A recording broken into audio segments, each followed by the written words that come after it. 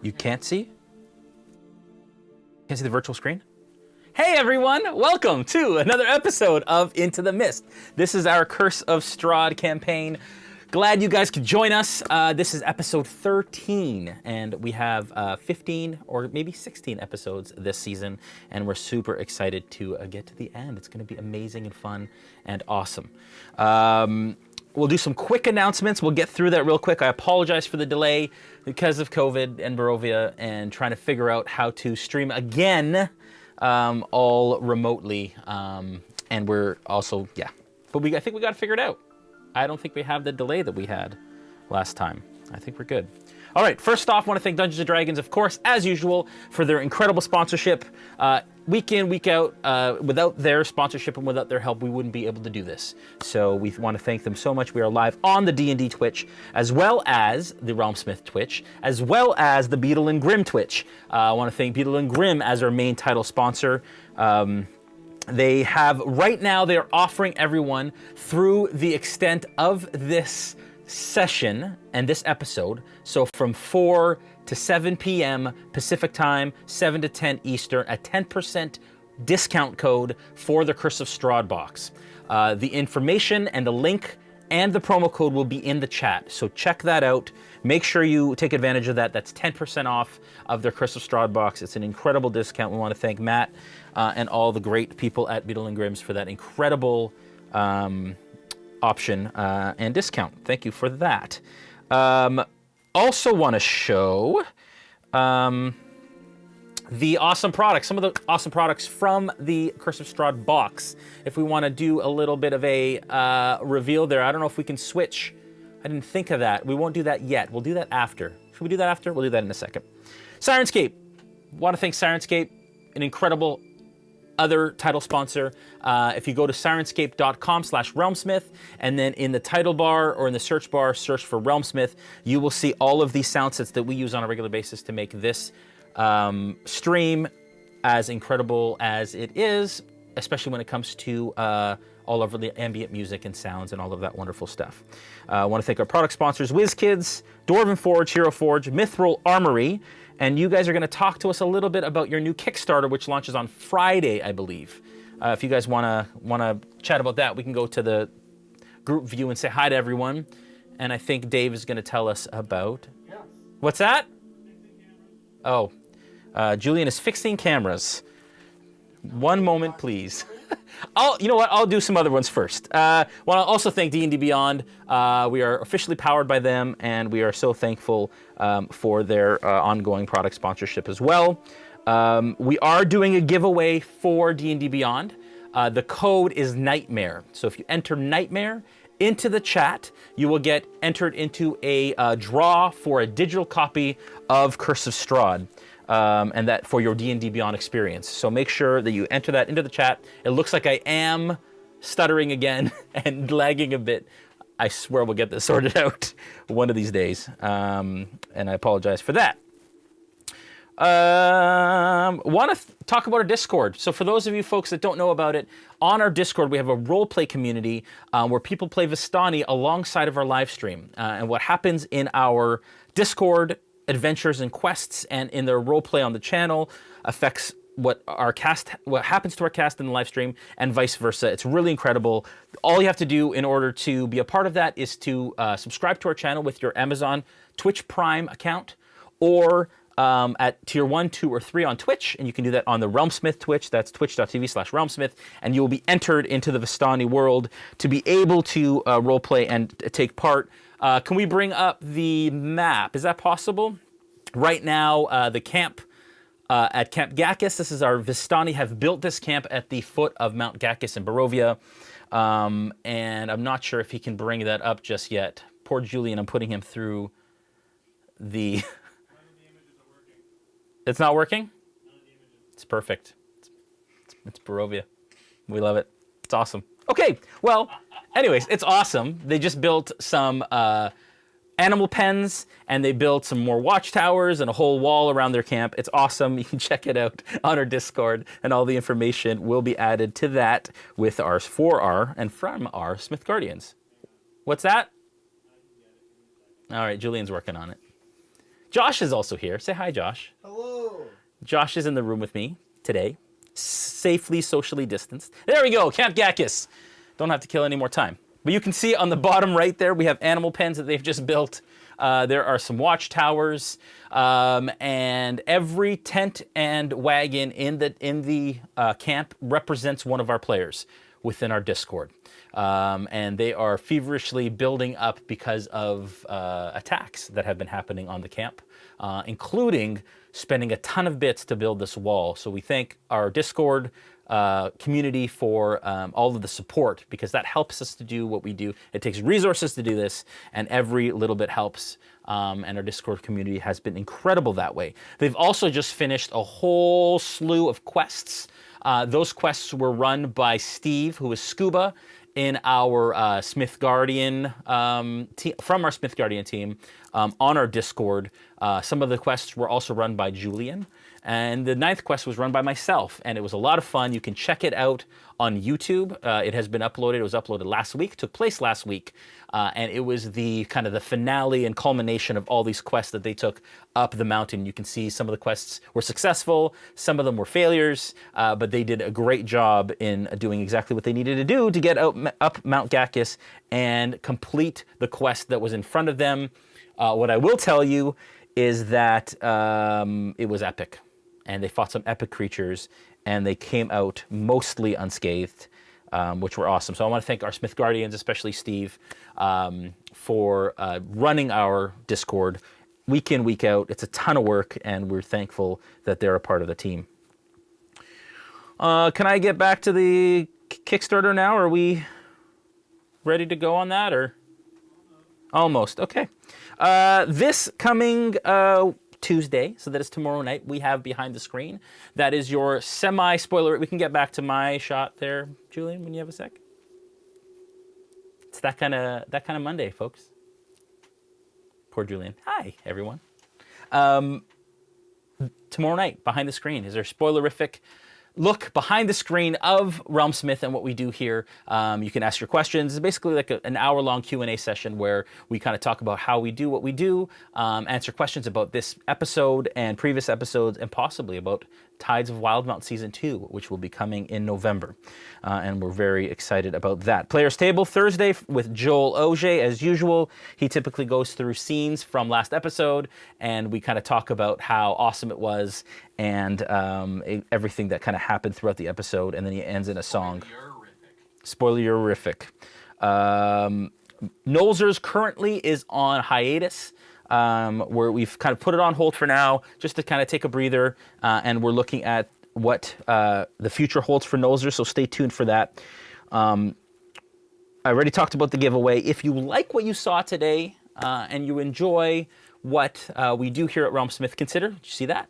Consider following and sharing. And if you follow, this will go purple. It'll blink purple once. If you subscribe, it'll go blue. And if you spend bits, it'll go green.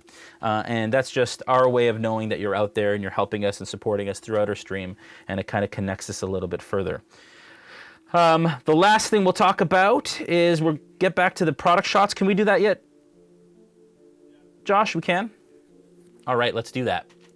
We're going to look at our awesome new funky PTZ camera as we go back to the shot. Not that one.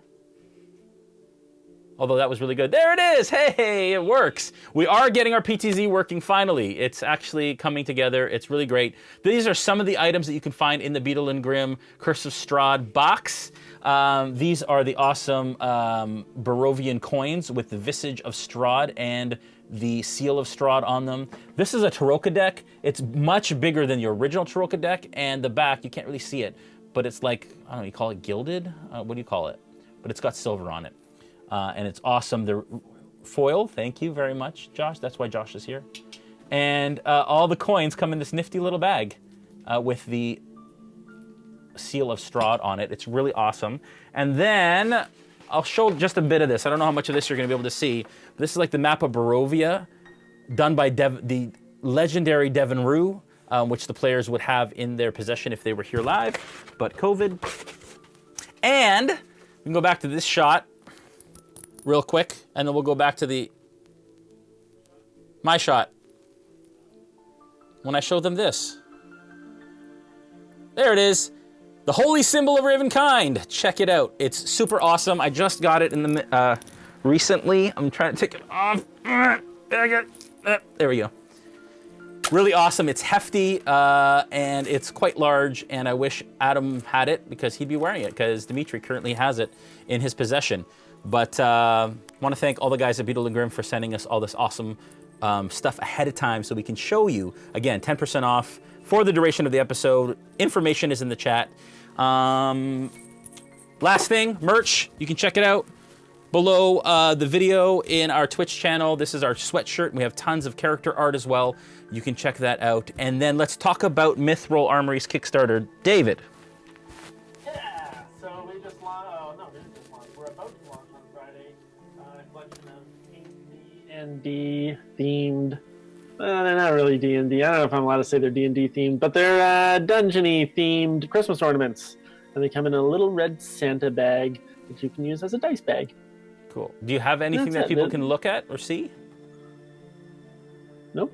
But they can go to christmas.mithrilarmory.com. Cool. And they can check it launches on Friday. That's awesome. It's only up for a week, and we're probably going to sell them out. So. And when do they ship by? Oh, before Christmas. Awesome. That's why we're running it for a week, so that we can ship them out in November. That's amazing. November. That's great. And I'm assuming in the coming weeks we'll have versions of them that we can take a look at kind of on stream? Yeah. Amazing. They're on their way to us. Great. And your background might cause a seizure. It might happen. I'm just saying. All right. Accepted. Are you guys ready to dive into the mist? Last session was crazy. There were all kinds of madness that ensued. And currently, you guys are precariously surrounded by a group of barbarians after heading to Yester Hill. Yester Hill being a hill that is right on the edge of Strahd's domain, bordered by the mists that have captured or encapsulate Barovia. And you went there because you were asked by the Mardakovs to basically put an end to what the druids, who are under Strahd's, not necessarily control, but under Strahd's influence, and who have stolen a green gem, which is the source of what helps the grapes to grow at the Wizard of Wine's winery. And without this green gem, the grapes will dry up, the vineyard will be no more, and of course the people of Barovia won't have their precious wine to abide the time with. You headed to Yester Hill, and Muskoka, being the weakest of the group at the time, being low on hit points, and overall, was somehow coerced in casting a light spell on himself, and then heading up the hill as a beacon for all to see, followed by an invisible Ezmerelda. When he got up there, they found a druid circle built out of stones that was quite ancient, as well as burial plots and cairns that surrounded in concentric circles around what we know as Yester Hill. A ways off from that druid circle, you saw a large, gnarled, blackened tree that seemed to ooze some sort of substance, surrounded by what you saw as these needly creatures that you have seen before. You saw them at the Wizard of Wines, and you confronted them. Somehow, there's trees that surround this tree, and the ones that are closest to it have died. They've withered, they're leafless, but as the trees go out into this copse of trees that surround it, they're more and more vibrant and alive. Muskoka, once surrounded by druids and berserkers, climbed the effigy that they had built in the likeness of Strahd, in hopes of somehow finding this gem, which Ezmerelda saw a glimpse of somewhere within the effigy. As he climbed ahead, some of the barbarian berserkers began to clamber up to try and stop him from doing so. Lightning having struck this stone wall every once in a while in a somewhat random pattern. Ezmerelda's been fighting off the berserkers as the rest of the crew are now cresting the hill at the top Falpher having shot his first arrow at one of the druids. When all hope seemed lost, in true Barovian fashion, it got worse. In a cloud of brimstone and ash, a nightmare steed, a horse from the pits of the plains, came into existence bearing Strahd himself. And he is some 100 to 200 feet away from where you stand currently. He has a humanoid draped across the back of his steed, and he stares on quite quizzically, and has, as he did, brought his nightmare to stop, and just watches as what is happening in front of him unfolds. Hey, Jay. Yes. Is it possible to assume that, or I mean reasonable to assume that the horse is both a nightmare and a nightmare? Get out. Would that be fair? I'd say that's probably fair, Joel. Okay. I'm Is it also a knight's mare? and a knight's mare. No You less. guys have all already rolled initiative, so let's just get on with it. Yeah. Okay. You do hear the sounds of what sound like war drums that surround you in this circle. Currently, Strahd, like I says, pulls the reins in the nightmare, and it comes to a stop. Ezmerelda, you are currently up. You are surrounded by you are flanked by two berserkers. You have felled one. What do you do? I am going to, there's still the two. I see Strahd still salty about that charm spell last time. I'll get to that later though. But for now, these two guys, I'm gonna hit one each with a firebolt. Okay. This can go away. Okay. The one to your left, you can tell, is more injured. The one to your right is completely fresh. You haven't attacked him at all yet. Okay, well, I rolled 19 on to hit the first one. That's a hit. Let's hit the healthier guy first. Okay. So he will take 10 points of fire damage. Nice. And the second guy is a 21 to hit. That's a hit. And that will be 9 points of damage. Nicely done.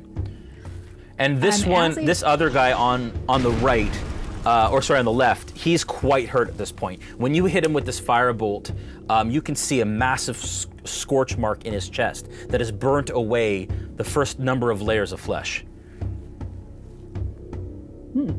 What do you do? Tasty.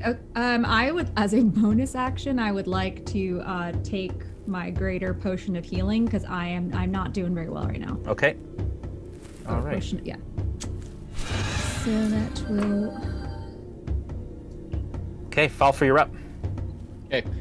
So strapped into Sterling's chest. Yes. I'm going to wait to attack until Sterling does his full movement again. Okay. All right. At Hold this an attack point, the berserker, who is more hurt, is going to take a swing at you, Ezmerelda. That is going to be a 19. Is that a hit? Yeah, that hits. Okay. That is going to be 11 points of damage. Glad I drank that healing potion. The second one who got hit by or glanced by that other firebolt looks you in the eyes, and you can see rage in his eyes as he screams a battle cry. He gets advantage on hits against you, and then you will get advantage on you will get advantage on him in turn. That is a 22. Yep. And that is going to be 8 points of 8 points of damage. Okay. to you. And I'm back to where I started. Yeah. Oh man. The other barbarian is going to also come in on where you're at. Going to take another shot at you. He misses with both, even though he is visibly raging. And the other two are going to try and attack you, Muskoka. This one's going to climb even further, up to closer to the head.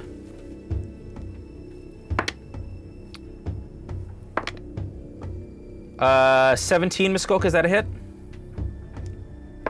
Yep. That happens to be 5 a hit. points of damage. Okay. Oh, the other one is a natural 20.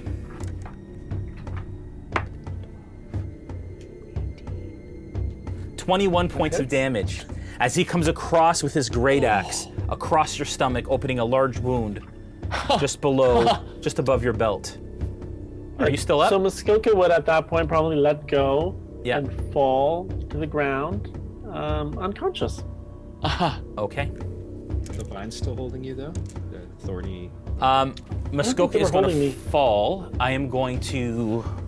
Oh, You're- no, I think I broke out of the vines. Were you right on top? I was Dave? close to the top. Yeah. Okay. Yep. Can you roll me a d8, please, and tell me what number that is? Yeah. Why not? It's a 3. It's terrible.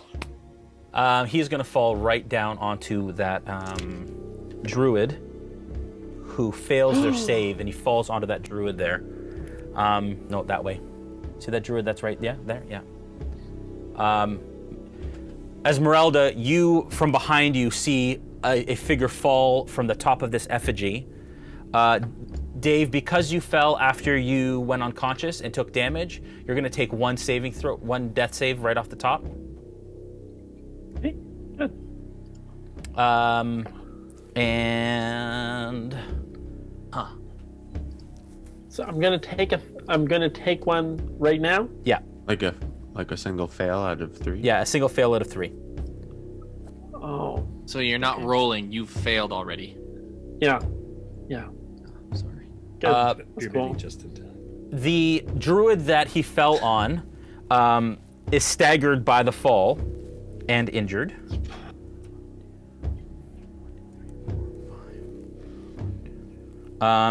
It's obviously going to take some damage.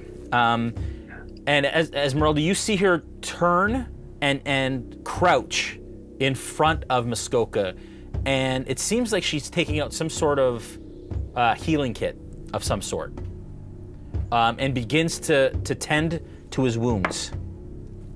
Okay, Muskoka, you are now stable but unconscious. Okay, whoa, Jay, what just happened? A druid did this? Yes, one of the druids did this. Okay. Okay.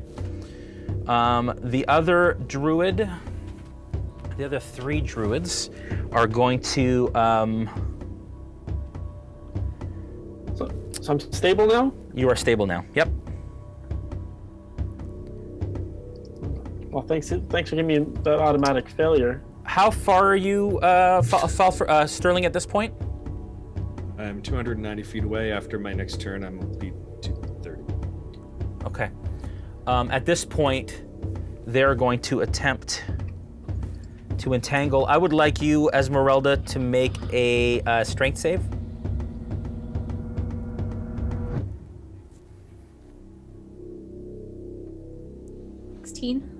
Sorry? 16. Sorry, make 3, please.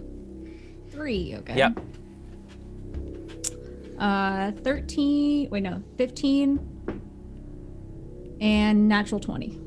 You manage again to sidestep all of their entangle spells as vines begin to sprout out of the ground, attempting to hold and entangle you. The druid from behind is going to hold an action. The other druid to the left of the effigy all of a sudden begins to start a tribal dance and begins to sing as the drums that you hear in the slight distance begin to rise in volume.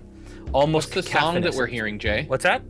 What is the what is the song that we're hearing? Could you perform some for us a little bit? No, What I does the can't. dance look like? Absolutely not. But it's quite creepy.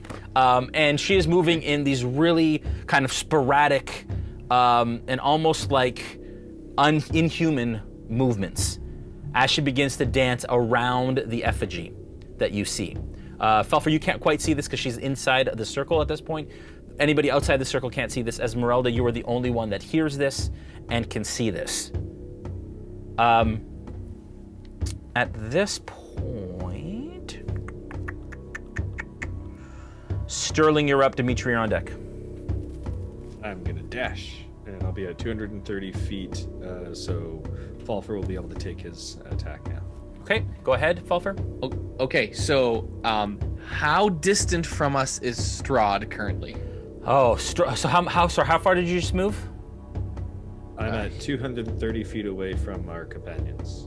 Yep. So you're about 330 from Strahd. 330 from Strahd. And he is kind of past the circle, like a couple hundred feet. So can I? Is he within? Oh, damn it! Okay, I'm gonna pull out my short bow, or actually, it is already pulled out, and I'm going to attempt to hit the first enemy I see just outside the circle. Okay. So yeah, there's one. There are a couple at the mouth. The three of them at the Yep. mouth. Yep. Go ahead. So that will be with disadvantage. That's a 13, and that's a 14. So 13 Okay. to hit. That is. Oh, actually, that's not true. It's a well, I have a +8 on those. So 13 would be what's 21. That's enough. 13 Yeah. would be enough, even. Cool. And which one are you attacking? The one that you already hit? Yes. Okay. And how much damage? 1d6 + 3. Let me just do that real quick, so that's 5 points of damage. Okay. All right. And even at this distance, and is this within your actual distance, or should you have rolled with disadvantage? I did roll a disadvantage. Okay. And it's yeah. Okay. Perfect. All right. Sterling, your turn. I just Oh, you already moved, right? You dashed? I can move again if you. No, it's fine. Dmitri, you're up. I'm dashing as well. You bringing are, me- sir. Now I'm only 260 away. All right. Okay. Muskoka, you are up. But I'm just stable and unconscious. Yeah, that's it. So you're not up. You're right. Well, You're I'll actually lay down. there. You're actually currently prone. You, in the distance, can see Strahd begin to kind of back his nightmare up a touch, and he reaches back on his nightmare where the humanoid is tied up, and he kind of drops him off the side of the nightmare, and it tumbles in a heap onto the ground beside him. Beside the nightmare, and you can see he's actually wrapped even from this distance. You can see the glint Falpher of chains, like a bright kind of metallic-looking color chains that are wrapped from head to basically shoulder to foot around this humanoid. And you can see from this distance, this humanoid is dark-skinned. I knock on the chest of Sterling and I go, "Do you see that? He's wrapped in chains." I do. At this point, there are shrubs in the undergrowth around where Strahd is, and they begin to move and twist and grow into what you know as twig blights. And they move over to Strahd's side, and they begin to lift the humanoid up above their heads like this, and begin to move him towards the circle. Well, I'm glad I used the charm plants last week. Yeah, it was probably a good idea. Ezmerelda, you're up. Falpher, you're on deck. And Ezmerelda, you don't see anything like this from Strahd because you are too close within the circle to be able to see over the wall. Okay. I see that druid looks like they're about to do a little song and dance, and I'm going to use my Vistani Evil Eye to cast Hold Person. Very good. So they need to make a DC What's the DC? 14. 14 on what? Strength or Constitution? It just said, it doesn't say. Or I Probably guess wisdom? it might in the book. I think wisdom. And what was the DC? Sorry, 14? 14. Wisdom, yeah. Yeah. As you kind of you not point, but you look very sternly. What does that look like, Noura? Tell me. It's the raised eyebrow. Okay, you raise the eyebrow this one. at this druid, and for a moment it catches your eye, and you can see her begin to slow as she starts to fight it, and breaks your gaze. No effect. Wow. Was that your action? Yeah. Okay. Falpher, as you kind of crest this hill, and as you approach on Sterling's chest, it's weird, you, all of a sudden, the world around you begins to muffle. Everything kind of goes quiet for a moment. And you hear a whisper of a deep voice, seemingly carried on the wind. It says, "Long have I waited for one who is worthy. My spear hungers for blood. Retrieve it and rule these mountains in my stead, just like the mighty warriors from the early days of the Whispering Wall." And you immediately, everything comes back. You hear normally again, but you feel drawn in the direction, in a westward direction towards the concentric circles of cairns. It's your turn. What do you do? Does anyone else hear this, Jay, or is it just me? Sorry? Does anyone else hear this, or is it No, just me? you don't know. I don't know. No. So it wasn't allowed. I guess it wasn't allowed. It was just you heard it on in the my wind. mind. You heard it on the wind. It wasn't. You definitely feel like you heard it outside of your own head, but Okay. it just kind of passed on the wind. Okay. So Sterling may have heard it. You don't know. Okay. Sterling, did you hear that? Hear what? A voice on the wind, like coming. It was like everything turned off for a while, and I hear the voice. Did you hear it? Yeah, no. Usually I only hear the voices in my head. Oh, okay. Well, could you point your large metal body in that direction over there, and then run over there? There. I think we're supposed to go over there. The voice was telling me. But our friends are over there. I know, but perhaps there's a way to beat Strahd in this moment. Trust Perhaps. this voice? I've never heard it before, but I feel somewhat drawn to going. Investigate this with me, my friend. And Sterling, just again 6 seconds, but you did see Muskoka fall off the top of the effigy. Both of you Yeah. did. Do I get an insight on this with Falpher, or by chance? Give me an insight check. Yeah. Okay. Okay, it's a 9. Falpher with a 9. What does he sense from you? Yeah, I mean, I clearly believe what it is that I'm saying. Yeah. Yeah, and so I just feel like maybe there's a solution in that direction. That's what you're getting from me.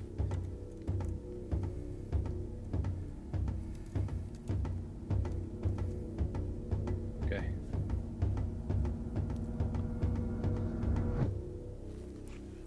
What do you do? 6 seconds. Oh, well, we were just chatting. So, I don't know. Okay. I the only thing I trust is our friends on this battlefield. I'm not sure what voice you heard, but I think we should go to our friends. Muskoka fell. No, I saw that. Okay, I mean, maybe we can quickly move and get there after. Okay, that's fine. Let's go. Muskoka is important, I guess. Let's go. Okay. Sterling, what do you do? All right. Oh, sorry. It's not Sterling's turn. Hang on one sec. Okay. I apologize. So Falpher, it's your turn. Yeah, I'm gonna hold an attack again until I get even closer. Okay. All right. Back to the berserkers. First one is going to attack you, Ezmerelda. That is going to be a 15. That is not enough. Not enough. Not enough. Second one is going to be a 22. Can I cast shield as a reaction? Sure you can. That puts my AC up to 22. Nice. Meets it, beats it. That's not enough. I know, but it still lasts for like a round, so maybe like if anybody else tries to attack me, I That's won't 9 be points of damage. So dead. I'm still alive. Okay. Huzzah! The third one is going to attack, and it misses. The druid beside you stands up again and tries to hit you. Sorry. No, you know what? These other berserkers are going to climb down, so they get their 30 feet of movement. Does that put them anywhere near Ezmerelda? Maybe behind her there? Maybe further away from me. No? Okay, that's fine. Yeah, that's fine. They're going to climb down back here then. That's fine. And then that one's also going to start to climb down. The druid continues to do a song and dance for whatever's happening. And that other druid came in too, right? 1, 2, 3. How many druids are there? 3, 1, 2, 1, 2, 3. Sorry, berserkers, 3, right? Okay. 4, 5. Okay. The druids are going to move inside the circle so they get cover from everybody else. Please.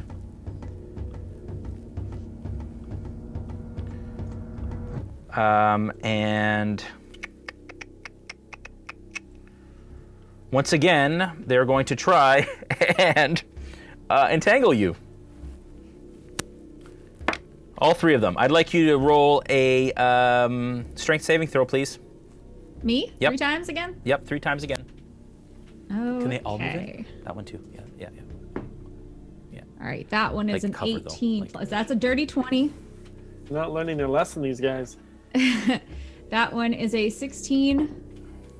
And that one is a 15. Wow! Once again, able to sidestep. I think they're probably going to give up trying that. I hope so. I still got that going for me right now, seeing as how many hit points I have. Sterling, you're up. Dmitri on deck. All right. I am dashing, and that puts us at 170 feet out. Okay. Still in the direction of our friends, not towards the creepy Karen. Okay, Falpher, at this point, you don't have a... at this point, you do have a shot, but it's through the stone kind of entrance. The druids have moved into the circle and gotten some cover. So at this point, you can see the backs slightly of some of the berserkers at this range. And you can see that they're fighting what appears to be Ezmerelda, and she's surrounded by barbarians at this point. Okay, so I'm gonna try to sharpshoot a berserker in the middle of the shoulder blades in the back. Okay. Yeah. No So, disadvantage on that. Just roll, unless you're out of range. You're out of range still? I am still out of range. Okay, so yes. disadvantage, yeah. Yep. Okay, so that's a 25, and that is a 23.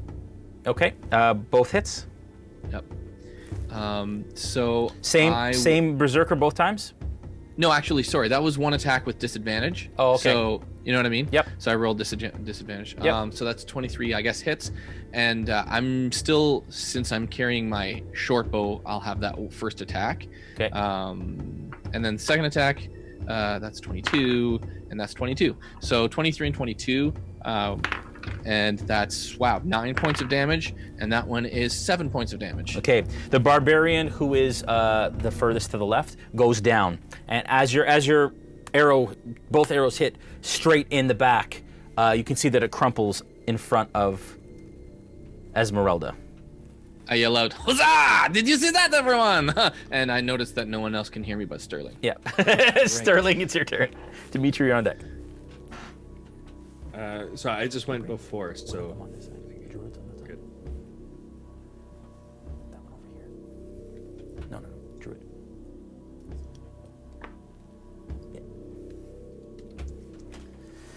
Okay, go ahead. Sorry. I made my move right before Okay. Falpher took his attack, so it's Dmitri. How close are you now? I'm at 170 because I did my dash right before Dmitri did his. I got it. Got it. Okay, Dmitri, you're up. I'm still dashing. Yeah. How far are you guys now? 170? That's what you just- Dimitri's 200. Yeah. That's Okay. what you just told us. Okay. Yep. All right, Muskoka, you are still unconscious. Stay there. Strahd at this point basically sits on atop his nightmare, and you can see this in the distance, Falpher. Dmitri, you can see it now as well, and you can as well, Sterling. Jade, just as a curiosity, how far still am I from Strahd? I'd say like, what did I say before? 300 and something? You said 330 last You're time. like 230, 270 now. yeah, Okay, yeah, cool. yeah. Basically 100 further than you are from everyone else. Yep. You're within disadvantage range with your shots, though, right? You've got a max of 320. 320 is my max, yeah.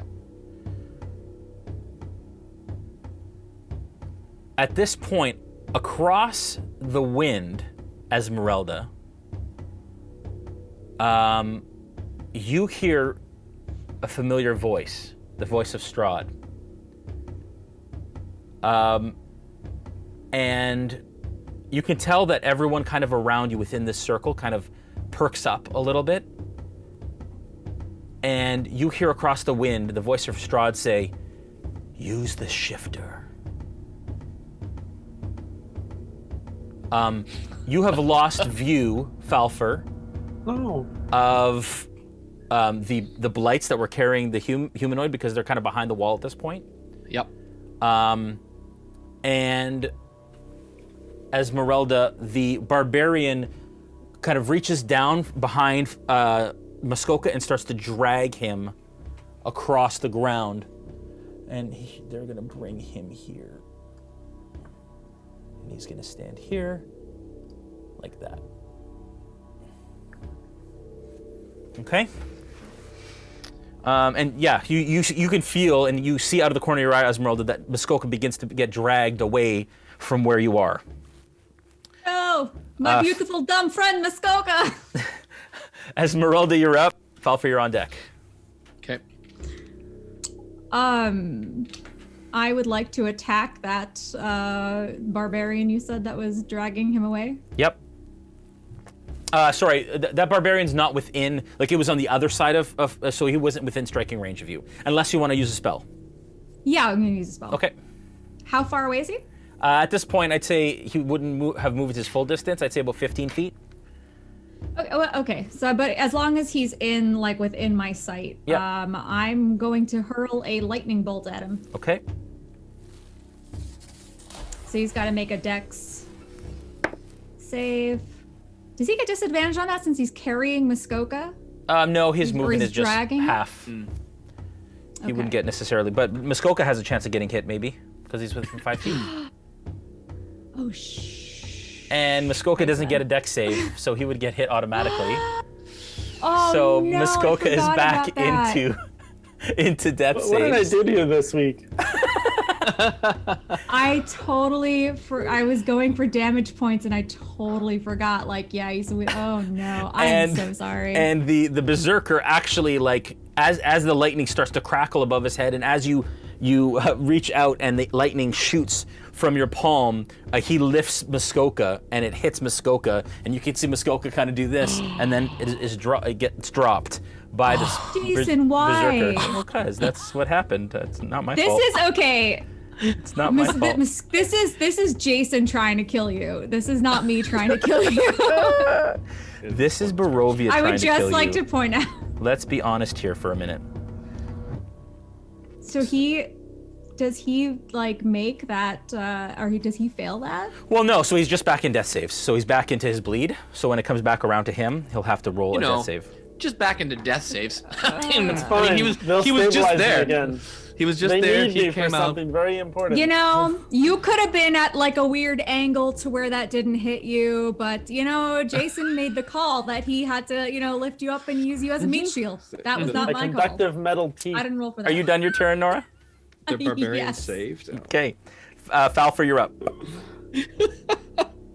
Do I see Muskoka's teeth arc? Like, do they? No, not No? within. There's no. No, you're not within range. Okay. Nice try, I though. can't see that. No, you okay. can't see that. But noting that Strahd is still on his horse, Mm-hmm.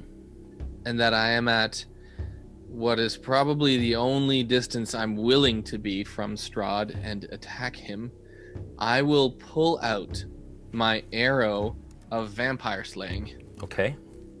and aim it at Strahd's neck. Oh, okay. Called shot, or you're just trying to hit Center him? of mass. I'm just. I mean, you saying already have to that- roll a disadvantage because it's not outside of your range though. It's not. No, Okay. 320 is my range. Okay, and so you're within yeah. range. It's still Yeah. a disadvantage. Yep. I would like you to Can make I- that roll, please. Okay. Can I give him my inspiration for that? Oh, and I also have inspiration that I have not used. Oh, then Okay. use that one. So you can roll Uh, just thank once you for if the- you want. Thank you for the reminder. Yeah, you can roll just once.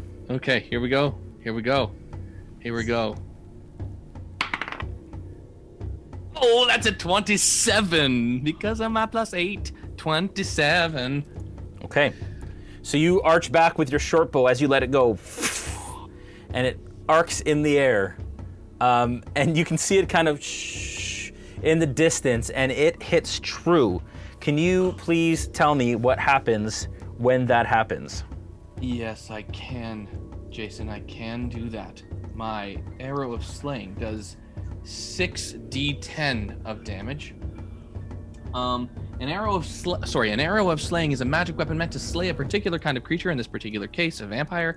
Some are more focused than others. For example, they're blah blah blah. Okay, so if a creature belonging to the type associated with an arrow of slaying takes damage from the arrows, the creature must make a DC 17 con saving throw, taking an extra 6d6 of piercing damage on a failed save, Okay.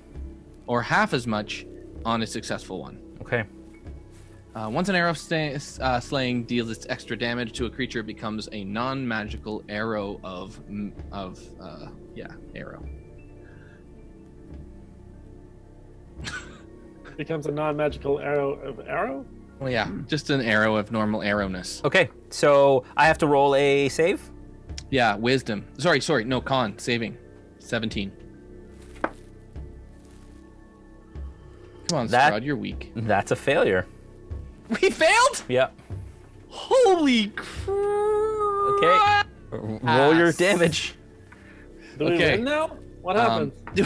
We win, guys. I think we We just won won. D&D. We win. We're good. Okay, one sec. On One to- sec. on to Wild Just now. add all these up. Okay, here we go, and I'm gonna roll them now. I'm gonna roll them all out. Okay, that is. Oh, that's nothing. That's 23 points of damage. No. I'm wrong. Ha. I did 6d6s. I'm supposed to do 6d10s. Can I re-roll that, please? Well, I 60 guess times so. Plus 66, right? That's a thoughtful thought of you. Here we go. Roll. Okay, that's much better. 42 points of damage. Okay. Did you add the extra 66 because he failed, though? I don't think that's what it said. I thought it said it was 60-10 and then an extra 66 if he failed. No, it's just 6d10. And it's halved if he fails. Sorry, if he succeeds. Where does the 66 come from? That Yeah. was just me mistaking I put the 6d instead of a Okay. d6. you So know it's what I mean? 60. So he took how much damage? 42? 42, Okay. yeah. As the arrow kind of arcs through the air and it is about to hit him, you see a flash of red energy as it impacts. The arrow shattering and him basically rearing back on his horse and managing to hold onto his steed, he then lands back on all fours, and his gaze meets yours. And he smiles. Somehow the arrow did not pierce whatever protective something that he had surrounding him. Okay, can I just that's just out of game, make a comment? Hey man, if these kids are gonna give us some really good stuff to use, I think it should just work. It did work. It's for the kids. It did work. It did 42 points of damage. I just want you to note my complaint right now, DM. That's just... Okay, that is your turn. Yes. Okay, I would like you, Joel, to make a wisdom saving throw, please. Oh, that's good. Kill Falpher. Don't kill everybody's favorite. Okay, that is an 18. It's my highest stat. So. Okay, Strahd's eyes meet yours, and you start to the world begins to mute. You get tunnel vision as you see his eyes, and it's all you see. You start to hear his voice enter your mind. That's creepy. And immediately you're able to shake it off. No effect, you lucky butt. I just do that. I do that. I try to mimic his laughter. Okay. But poorly. Okay. So I go, I like it. Mr. Strahd. I like it. Okay. Moving right along.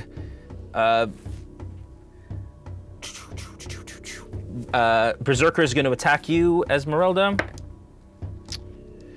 Still raging. That is a 23. The other one is another 22. Sorry, Ezmerelda. 5 points of damage on the first one. Yeah, I'm down. 9 points of damage on the second one. As the one cleaves through, Ezmerelda goes down. You do not see this. Well, Falpher, all of a sudden you don't see Ezmerelda. Let's just say that. Okay. Through all the craziness, you don't see her. And the other one comes down with his axe on his attack, Ezmerelda, and you're going to take a single death saving throw automatically on the second attack. Okay. Okay? Everything goes dark at this point. Sheesh. They're all going to disperse and take cover behind the wall. You see them all move kind of out of this center area, Joel. Yeah. And this druid is going to drag Ezmerelda to the back, please. Further back this way, yeah, but in cover still. Okay. Jay, did those druids see my attack on Strahd? Probably not, because they're within the circle. Oh shoot. Okay. Ezmerelda, you don't know what happens while you're down, but you are stabilized. Huh, okay. Okay. This druid is going to move here. This druid is just going to move back a little bit. This one is going to back into the corner here. Okay. All right.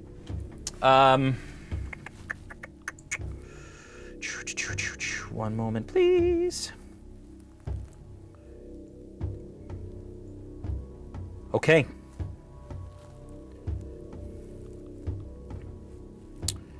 Sterling, you are up. Dmitri, you're on deck. I'm going to dash. We're at 110 feet. Okay. Dmitri? I'm going to dash. I'm at 140 feet. Okay. Muskoka, you are still unconscious. Follow my actions. At this point, Joel, Strahd kind of backs his nightmare and begins to he turns and he starts to move off towards the west end of the hill, towards where the fog wall meets his domain. I start laughing, Jay. I start laughing at him. I go, that's right. You take your stupid horse and you go where you're supposed to not be, huh? As you do that, he turns as if ignoring you and trots sideways towards the edge of the hill. And as he does, the nightmare begins to take flight and almost trot in the air, seemingly flying and moving faster than on the ground, and comes to rest kind of at the furthest edge of the hill, closest to where the fog wall is. And you see Strahd look out into the mists, and not seemingly understanding what he's doing, is gazing out past the hill. He's scared of us, clearly. Um, I don't know why. Clearly, I'm so intimidating right now. I knock on the metal that's behind my head. Can you give me a perception check, Falpher, actually? And Yes, I Sterling can. at this point. That is a sorry.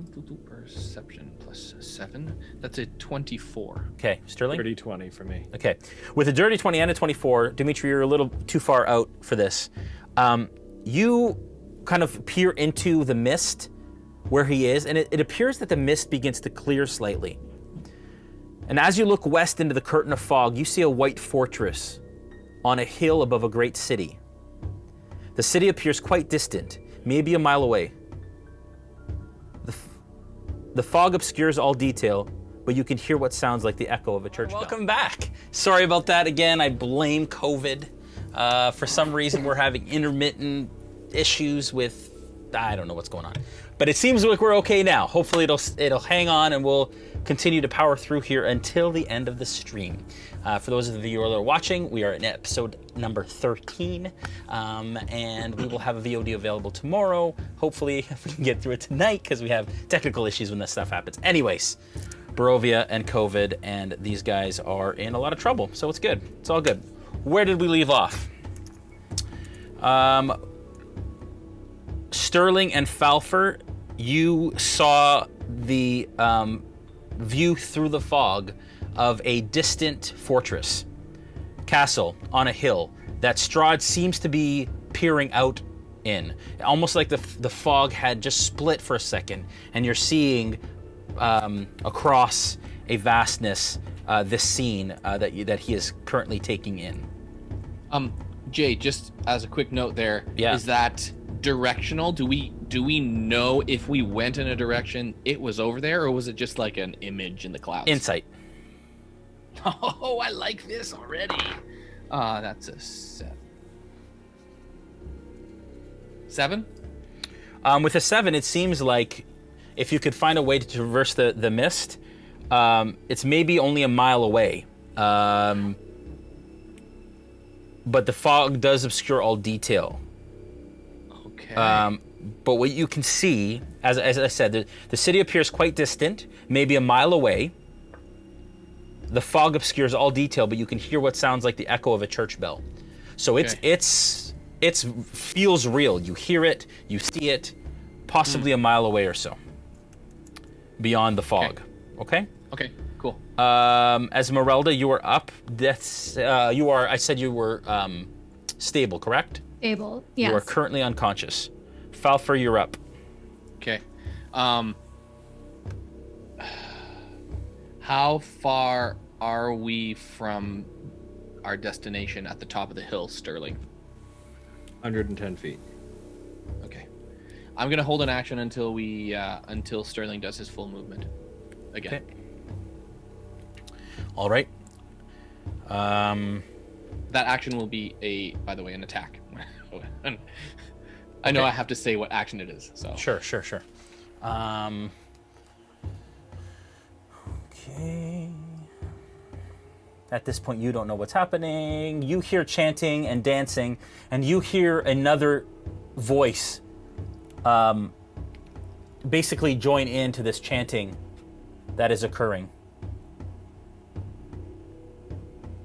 As more druids kind of join in this chorus of some sort of ritualistic chant.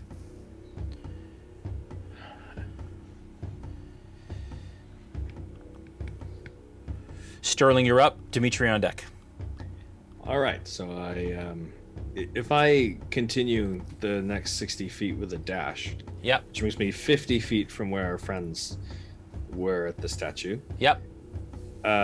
Keep within 50 feet Are of the we circle. passing by enemies on the way there? Or No. are So there right now enemies there's where- seemingly nobody around, but what you do see is actually what appears to be open graves.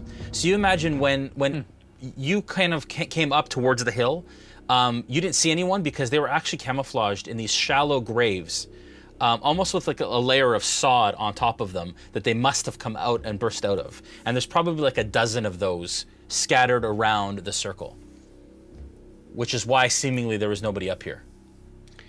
So all of the druids and barbarians that were around the statue are gone now? They are out of sight. All you see before you is a trail that goes into this circle. You see movement within, but there's an effigy in the way, and there's kind of a rock wall around.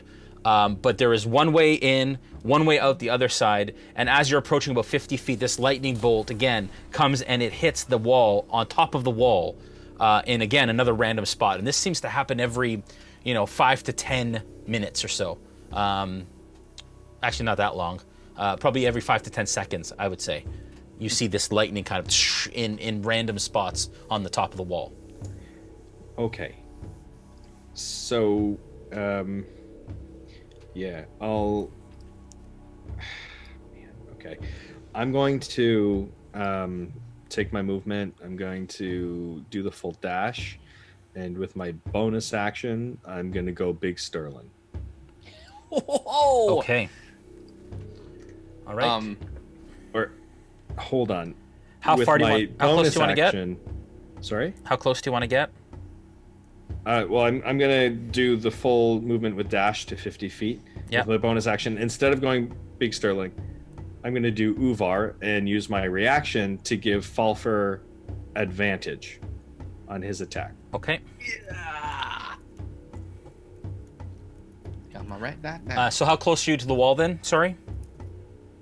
I'm 50 feet away from the point that we were running. Okay. Okay. towards All right. the- Cool. Yeah. All right. Dimitri.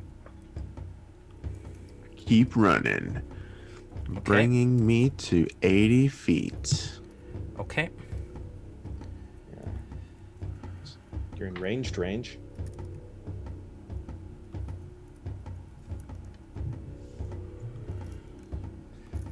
Okay. All right. Muskoka, you're unconscious. You're also unconscious. Falpher, you're up. Okay. Ooh, how? Actually, sorry, I'm wrong. Sorry. At this point, you see Strahd is continuing to peer into this expanse, almost somewhat longingly. You almost sense, even at this distance, Okay. and he kind of tilts his head to the side as he's peering across this expanse. And you're sure he took no damage from that attack I put in? Something happened. There was some sort of explosion. There was some sort of damage dealt, but you're not Okay. sure exactly in what way. It seemed to almost not quite hit him, but almost around him. Okay. So I had held my action until Sterling had gotten closer, which I believe you did. Yep. Go up just your 35. Is it 35? No, I did the full 60. The full 60. with Okay. with a dash, so we're now 50 feet. So you're at range, so you wouldn't be at disadvantage if there's Okay. anything. Awesome. So I'm going to do a double arrow attack. Are there still these tendril slash kind of druidy? No, you know what those? What are they called? Blithes? The blights? Yeah, blights. Yeah, sorry, no. At this point, you can't see where those went. Okay. And do I see any enemies in front of me? Give me a perception check. 26. Currently, you don't, but you know there's danger on the other side of that wall. So you currently don't see them, and you don't see any movement in there, but you can tell that they're laying in wait. Okay. So we don't see the blights carrying the body. We don't see anybody that was leaving with Ezmerelda or Muskoka. No, We don't see any of that. Okay. you don't see any of that from where you are right now. So I'll look up to Sterling and go. I'm not sure we should go in quite yet. I mean, we're finally here, and the fight is left. I know. I want to give my greater healing potion to Muskoka.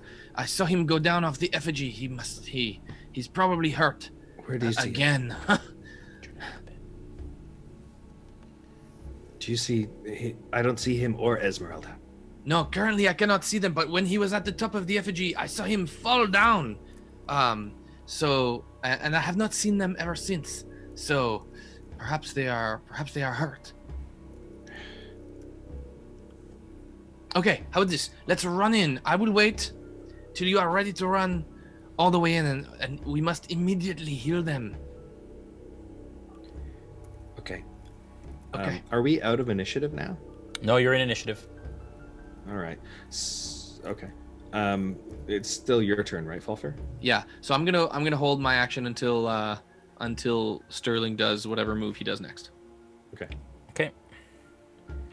Sterling, you're up. All right. Watch my back, and I flip the harness around so Falpher's on my back. Okay. I'm like, whoa! First So we time gotta- for everything. We got a full 360 view. Okay. And I'm kind of just looking for anything that needs to be killed or anything that needs to be saved. Okay. And so, sorry, you're approaching closer? No, I haven't moved at all. I'm still at the 50 feet right now, looking Okay, give for me a anything perception that check. needs to be killed or saved.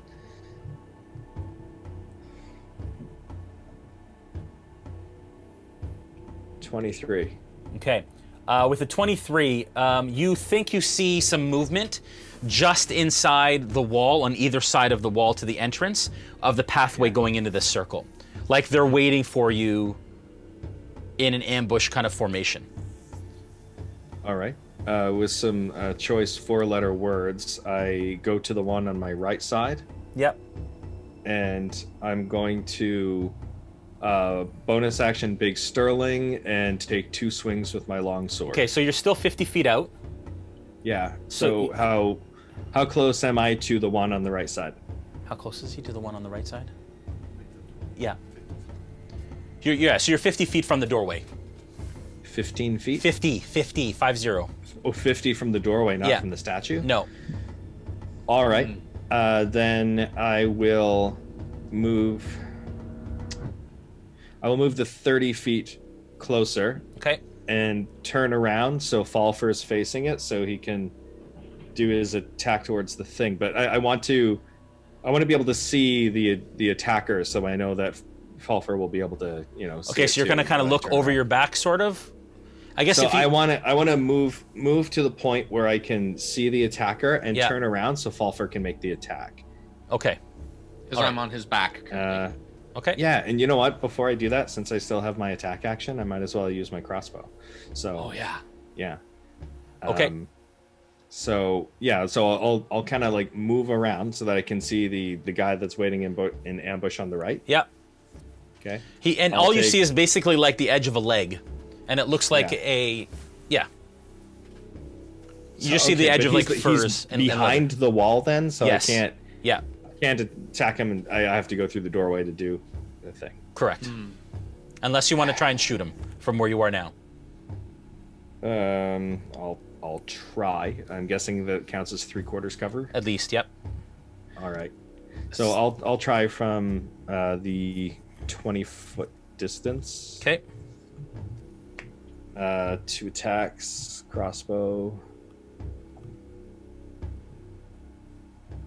That's a 12 to hit and a 22. That is a hit. Oh. Both? 22 is a hit. 12 is not. 22. That's 4 points of piercing damage. 4 points. Okay. As you see your crossbow bolt dig deep into the quad Yeah. of this creature, and it pulls its leg back, in pain. Sorry, I got my big sterling bonus damage too. So Okay. And That was that's 12 next to start? 3 points. So that's 7 points of damage total. Oh. On the leg. And Okay. I'll yell, "Come out, cowards!" Okay. All right. And I'll yell out with my held action. I'll go, yeah, come out, cowards, and flip me over, Sterling. Yeah, so I spin around, Yeah. so Falpher's now got... Yeah. Give- So I'll pull out my my 2-hand crossbows and I'll try to lean over. I know like I don't have the ability to move, but can I just try to see if I can look around the corner if he's obstructed? Well, give me a perception check. Okay. Oh, so that's an 8. But does a natural 1 not get affected if I have a bonus so high? Nice try. Halfling. Oh yeah, halfling luck. Ah, sorry, that doesn't count. I'm totally right, and that's a 20, dirty 20. Okay. How many times has Brandon saved your butt? That's a hit. So many times. I mean, I literally would be dead if Brandon wasn't my giant shield right now. Yeah, that's a hit.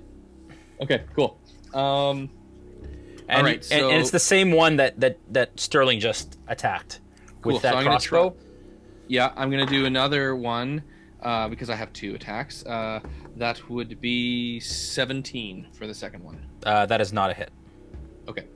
So first one is 8 points of damage. Okay. And this one you can see that it's trying to pull the bolt out of its leg, and it hits it in the arm and sends a gash as the bolt kind of continues to fly past. Okay. That is Sterling's turn. Dmitri, you're up. All right. The final dash. And now I'm only 20 feet. Cause it's the final dash now.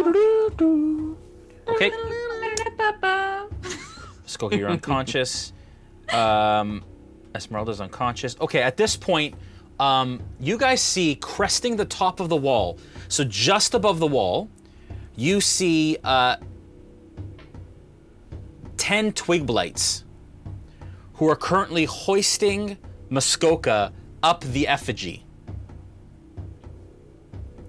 And basically, like, he's like limp like this, and they've got him by hands and legs, and they are hoisting him basically up backwards. Can I grab a little thing?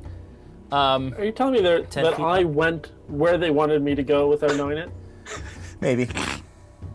And That or they think that's where you want to be. they're basically hoisting him up the effigy, and he's basically at like chest level by the time their movement stops. In their minds, you've offered yourself up for sacrifice. It must have been so confusing to them when they're like, oh, he's already Oh, I guess just going by himself. Go ahead, climb up, buddy. Yeah. Why did they bother to hurt me? I was already there. Okay. At this point, that is another one. Falpher, you're up. So 10 of these things are cresting over the top, and we can see them now. You can see them, yeah, and they're only like 1.5 feet tall.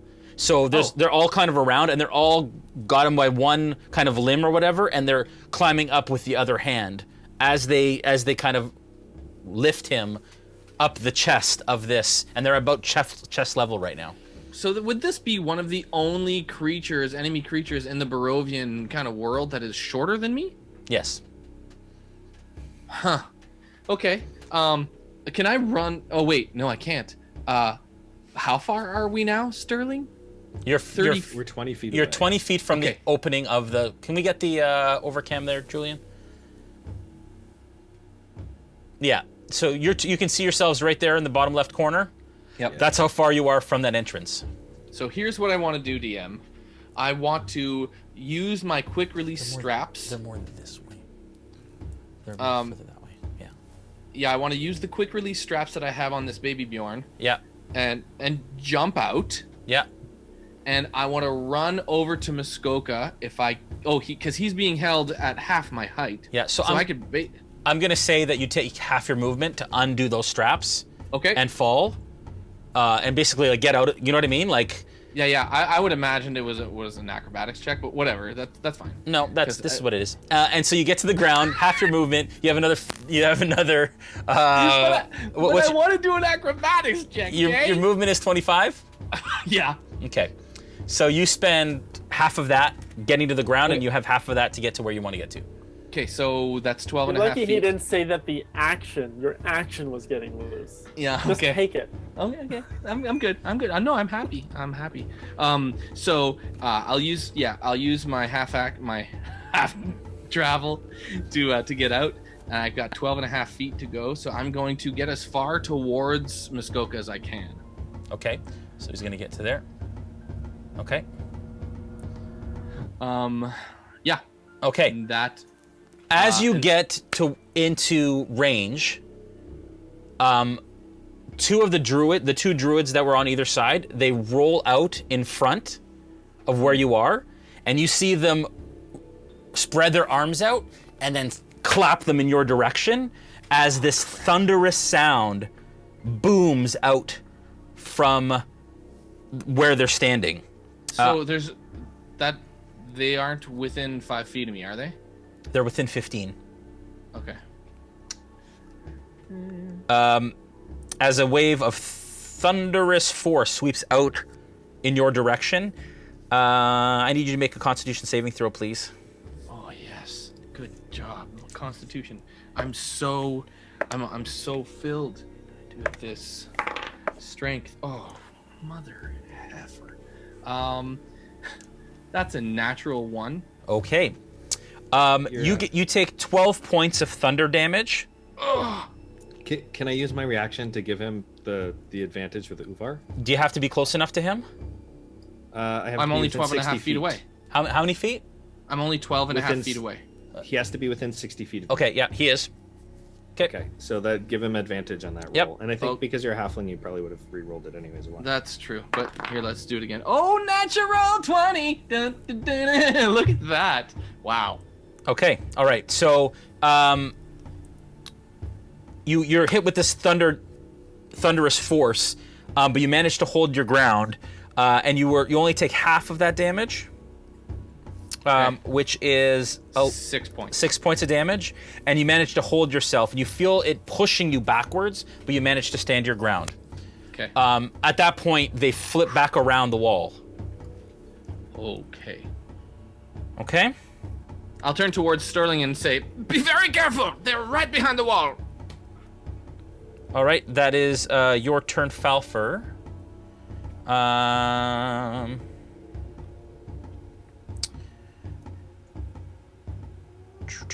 At this point, the berserkers are going to come around the corner and face you, Falpher, in the doorway. 2 of them wielding great axes. But are they greater than I? We're about to find out. They're just okay. One was only a 10. That's not going to be... Actually, they're raging. One is only going to be a 14. I'm assuming that's not enough. Not enough. The other one is a 23. Not enough. Nice try. Just kidding. That is going to be 14 points of slashing damage. As one comes around and you sidestep it, but it puts you right in the open for the other one who baseball swings and hits you with great force. Remember that you have advantage on them on your next turn, okay? Okay. Until the start of their next turn, anybody has advantage on them. Okay.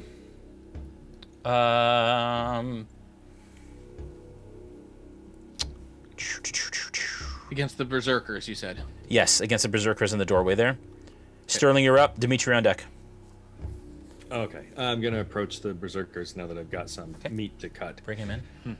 Yeah, and I'm stowing my shield, popping the claws on my left hand, and I've got my magical longsword out on the right, and I'm going to make some attacks. Okay. And before he does that, I'll go, wait till my big friend gets here.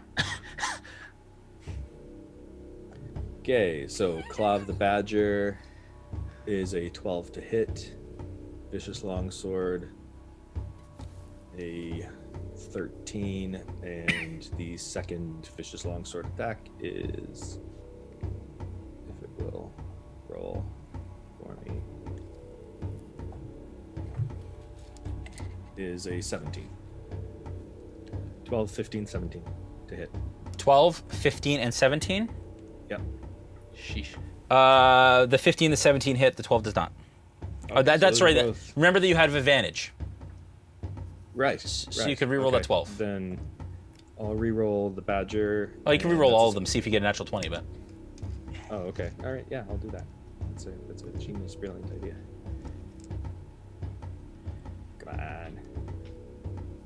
There we go. It's a 14. Nat 20. okay. What? On which Yeah. one? That was the third attack. So that's the magic longsword. Okay. And which way? Which ones are you attacking right now? Are you focusing all this on one?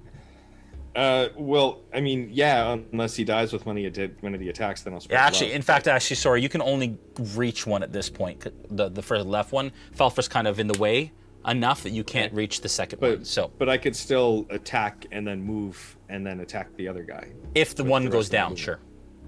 Okay.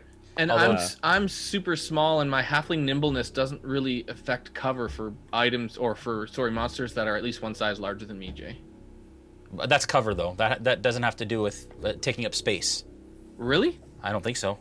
Let me check. Okay. Anyways, you're focusing all your attacks on one, Brennan. It's starting. And, Okay, and give me some unless he damage. dies, and then I'll Give me some damage. Okay, so the first one is 9 points of damage with the Badger Claw, Okay. silver retractable Wolverine Badger Claw, and the next one is. This is the magic sword. That's 7 plus 6 is 13, and then the next magic sword attack, the final attack, which is the nat 20. That's 6, and then the d6 was a 6, and that's a 12, and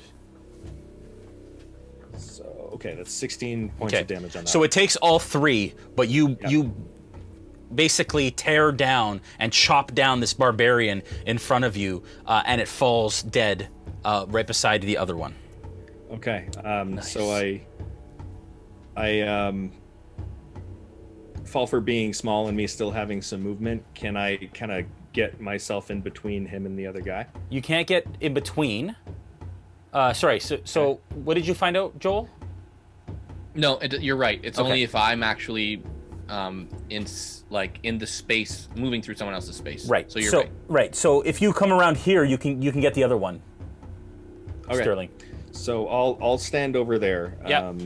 And I guess I can't protect Falfer by being in between, but this will do. Yeah. Unless Falpher moves, he's in contact melee right now with him, so Okay. you wouldn't be able to do that. Okay. All right, Dmitri, you're up. All right. I'm gonna go up to. Can I get to a barbarian there? Can you get there? Yeah, you can get there. Okay. I'm gonna attack it with the longsword. Yep. With advantage. Okay. Avantage. Good thing I did, because one of those was a 1. 25 to hit. Sorry? 25 to hit. Yes, that hits. And so 9 slashing, Okay. the first attack. And then I will roll again. And you can see that this one has not been hurt yet. It's still fresh. Okay. So that's 25 to hit again. That's another hit. Wow, very good. And I'm going to add Divine Smite onto this. Okay. So that's 14 slashing plus Divine Smite. It's not an undead or a fiend or anything, right? No. All right.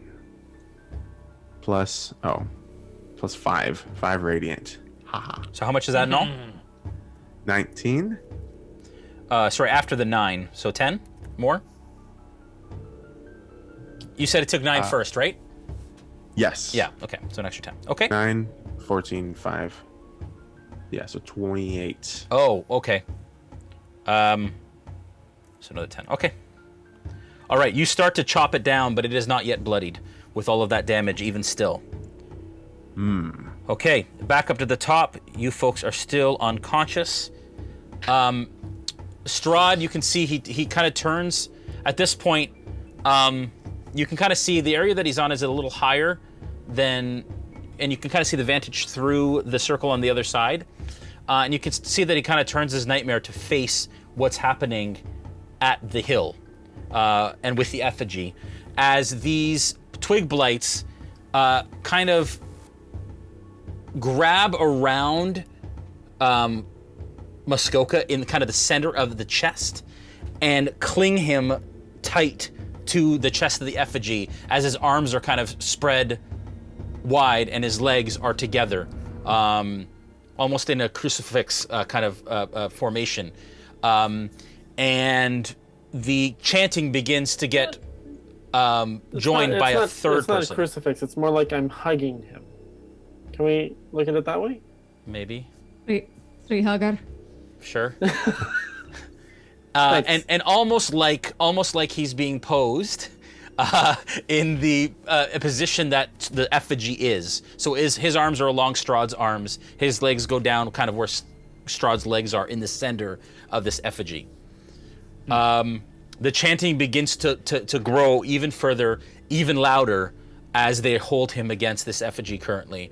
And you do see from within the chest a green glow begin to emanate stronger as it kind of starts to peek through some of the crevices within the effigy's body. Okay, so not Muskoka's chest, the effigy. No, the effigy's chest. Yep. Okay. Good. And starts to kind of glow past Muskoka. And you can see it's kind of almost poking through in and around him. Okay, Jay, can we tell that this is an effigy of Strahd? Like, can we, when looking 100%. at it, we can 100% tell? Yep. Okay. Yeah. It's your turn, Falpher. Yeah. I'm going to... Can I reach Muskoka still? Yep. Okay, so I'm going to run over to him, try to wrangle his face enough off of the little whatever stick things that are holding him, so that I can pour a potion of greater healing into his mouth. Okay, so you're going to try and get over there. So let him... Okay, so Falpher's going to run through and away from the barbarian. The barbarian's going to take a swipe at you. That's an 11, misses. Nice. As he swipes over your head. He's going to go through Dmitri. What's your movement? 35. Okay, so 25. Whoa, 1 sec. 25. Okay, so he stops in front of that barbarian there. No, in front of the barbarian that, like, yeah. I guess you're trying to sidestep people, obviously. Oh, yeah. I'm like... As much as you can. Where are you on this side, though? How many people are kind of around him? I moved him 5. Yeah. 15, where he wouldn't provoke him. Yeah. 20. Maybe if we can get a shot of the map here, Julian. So he was here, right? So like 5, 10, 15, 20. And so you basically make it to the base of the effigy. Yeah. And start to climb up maybe 2 or 3 feet, I'd say. Okay. As you kind of cling. Muskoka is about 10 to 15 feet up. So you need your next movement. Unless you dash at this point. But if you dash, you don't have an action. Yeah. As a reaction, the barbarian that just attacked Falpher. Yeah. Would I be able to attack using Sentinel? He was able. He had enough of a wide berth to kind of pass in the center, and they couldn't get to him, so they didn't attack. Oh, sorry, the one that initially did. Yes. Yes. Yeah, there was one. That... Yep. Go ahead. Okay. Yeah, just longsword attack. Yep. Attack in the back. And 26 to hit. That's a hit. And 8 slashing. Okay, very nice. I also have the Sentinel feat. And you can tell that this one is bloodied. You can't use Sentinel. You both have Sentinel? Yeah. Yeah, you can't use it both... at the same time. Yeah, only one of us can. All right, it's all you. Apologize. Apologize. At this point, sorry, are you using your dash to climb, Falpher? Nope. You're just I'm stopping gonna at wait the till base? my next turn. Yeah. Okay. All right. They're going to converge on him, the ones that are surrounding him, like the two druids. How many people are there? 4? Okay. And as you've entered this circle now, Falpher, you can see that in the back corner here, you see Ezmerelda unconscious on the ground. She's tied up. You see a dark-skinned gentleman who is wrapped in what appear to be kind of silver, bright, metallic chains. Okay. There is a druid here who is chanting. There is a druid here who is chanting and dancing, and there's a druid here who is chanting and dancing behind the effigy. Okay. Okay? As you start to cling and climb, there is 2 barbarians and 2 druids who converge on your position. And you hear a crackle of energy from the 2 druids as they charge you. The first berserker is going to take a swing. That's going to be a 22. Go ahead, what? I was just gonna say, can I use my dash action? Too late now. And that one's going to be a 23 for both berserkers. That's the first one is only it swipes at you as you're trying to climb, and that is only going to be 4 points of damage. The other one, unfortunately, is going to be 11 points of damage. Well, I'm down with the first one. Okay. Falpher crumbles and falls to the ground in front. No, yeah, we have unconscious Falpher. I forgot about that. So excited about unconscious. There he is. Aw. Oh, Okay. somebody has to be excited about it, I guess. Yeah. Well, I'm just happy. Thank you. Not me though. I'm also unconscious. Thank you, Hero Forge. Look at us, guys. Okay. We're just taking a nappy nap. Seems like a good place to do it. All right, so those converge. Yeah. The other druids continue to chant, and as this chanting continues, you see, I don't know who sees, Dmitri, out of the corner of your eye, you and Sterling are the only ones that are still standing. At this point, you see Muskoka start to be enveloped into this effigy. As the roots that go up its legs start to climb, and there are dark roots that come out of the chest and start to wrap around Muskoka and pull him into the center. And as that starts to happen, this green glow kind of shoots out the front, illuminating him as the chest cavity opens and begins to swallow Muskoka into the center of this effigy. Oh, Jay, I just lay there unconscious. Thank you. That's good. I did the same. This is Sterling, you're up. Same. Dimitri, you're on deck. I'm going to carry on the tradition of fighting things until they kill us. So I already pre-rolled my attacks. Nice. Do I get advantage on any of these? You get advantage on these attacks, yes. Okay, so that's a 15, a 21, and a nat 20. Those are all hit. good. It's 6 plus 11 plus 19 damage. So That is enough. You fell another one that is right in front of you, and it is the only one now that kind of blocks the entrance.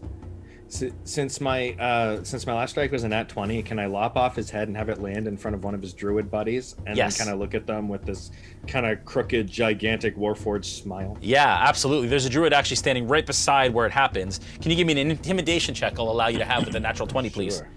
Sure.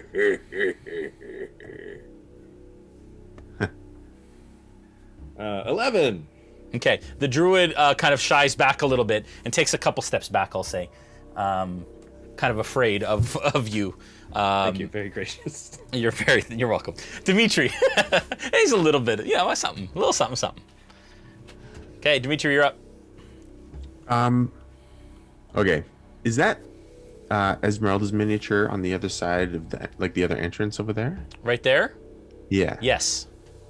Okay. How much, what's the distance to go around the outside of the wall to get to the other end? What's that distance? Josh is calculating currently.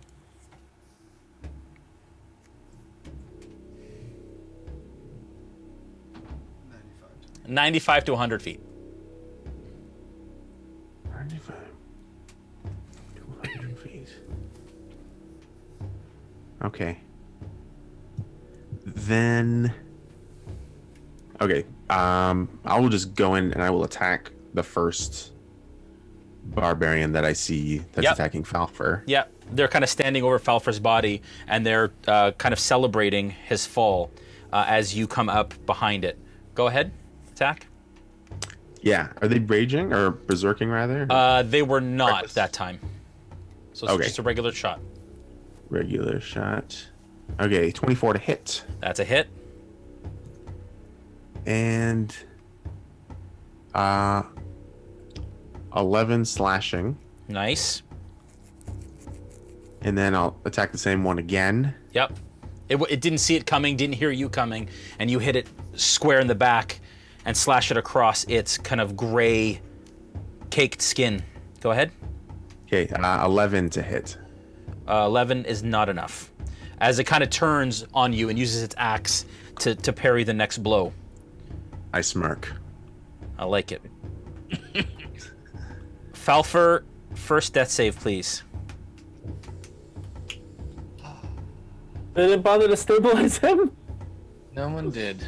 No one did. Here, okay, so first death save rolling now, that's an 11. So that's That is a success. pass. That is a success. Okay. At this point, Dmitri, as you're attacking this barbarian, you look up, and Muskoka is almost completely engulfed at this point into this effigy as the vines are closing around the front of his face and his chest. You can see that his legs have disappeared in, and so have his hands. At this point, the barbarians are going to turn to face Dmitri.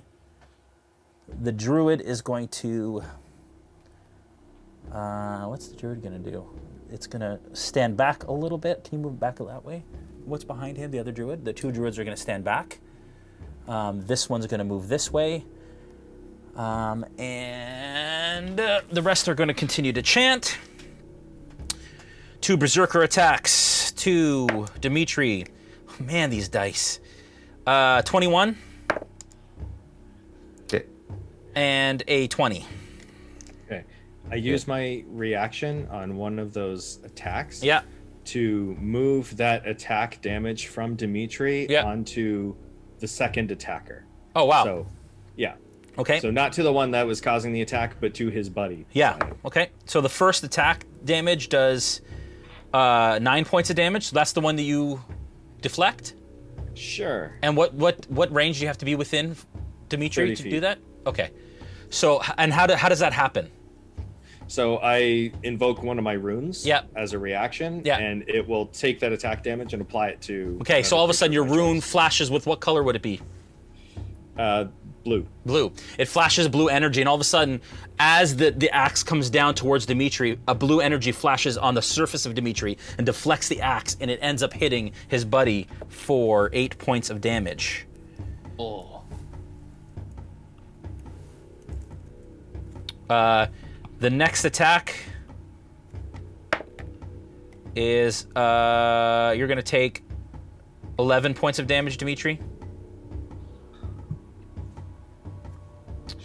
And I would like you to make a strength saving throw, Sterling, please. Sure. Got this.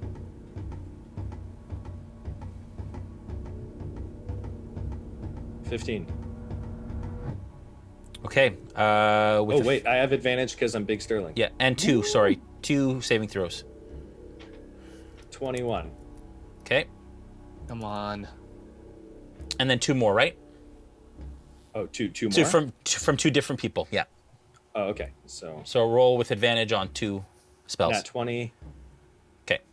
So you're good. And 21. Vines begin to sprout out of the ground, attempting to ensnare you, and it does not work. You manage to just stomp them and like kick out of them as if they were nothing.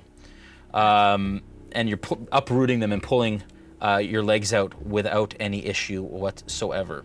Stupid druid. Sterling, you're up.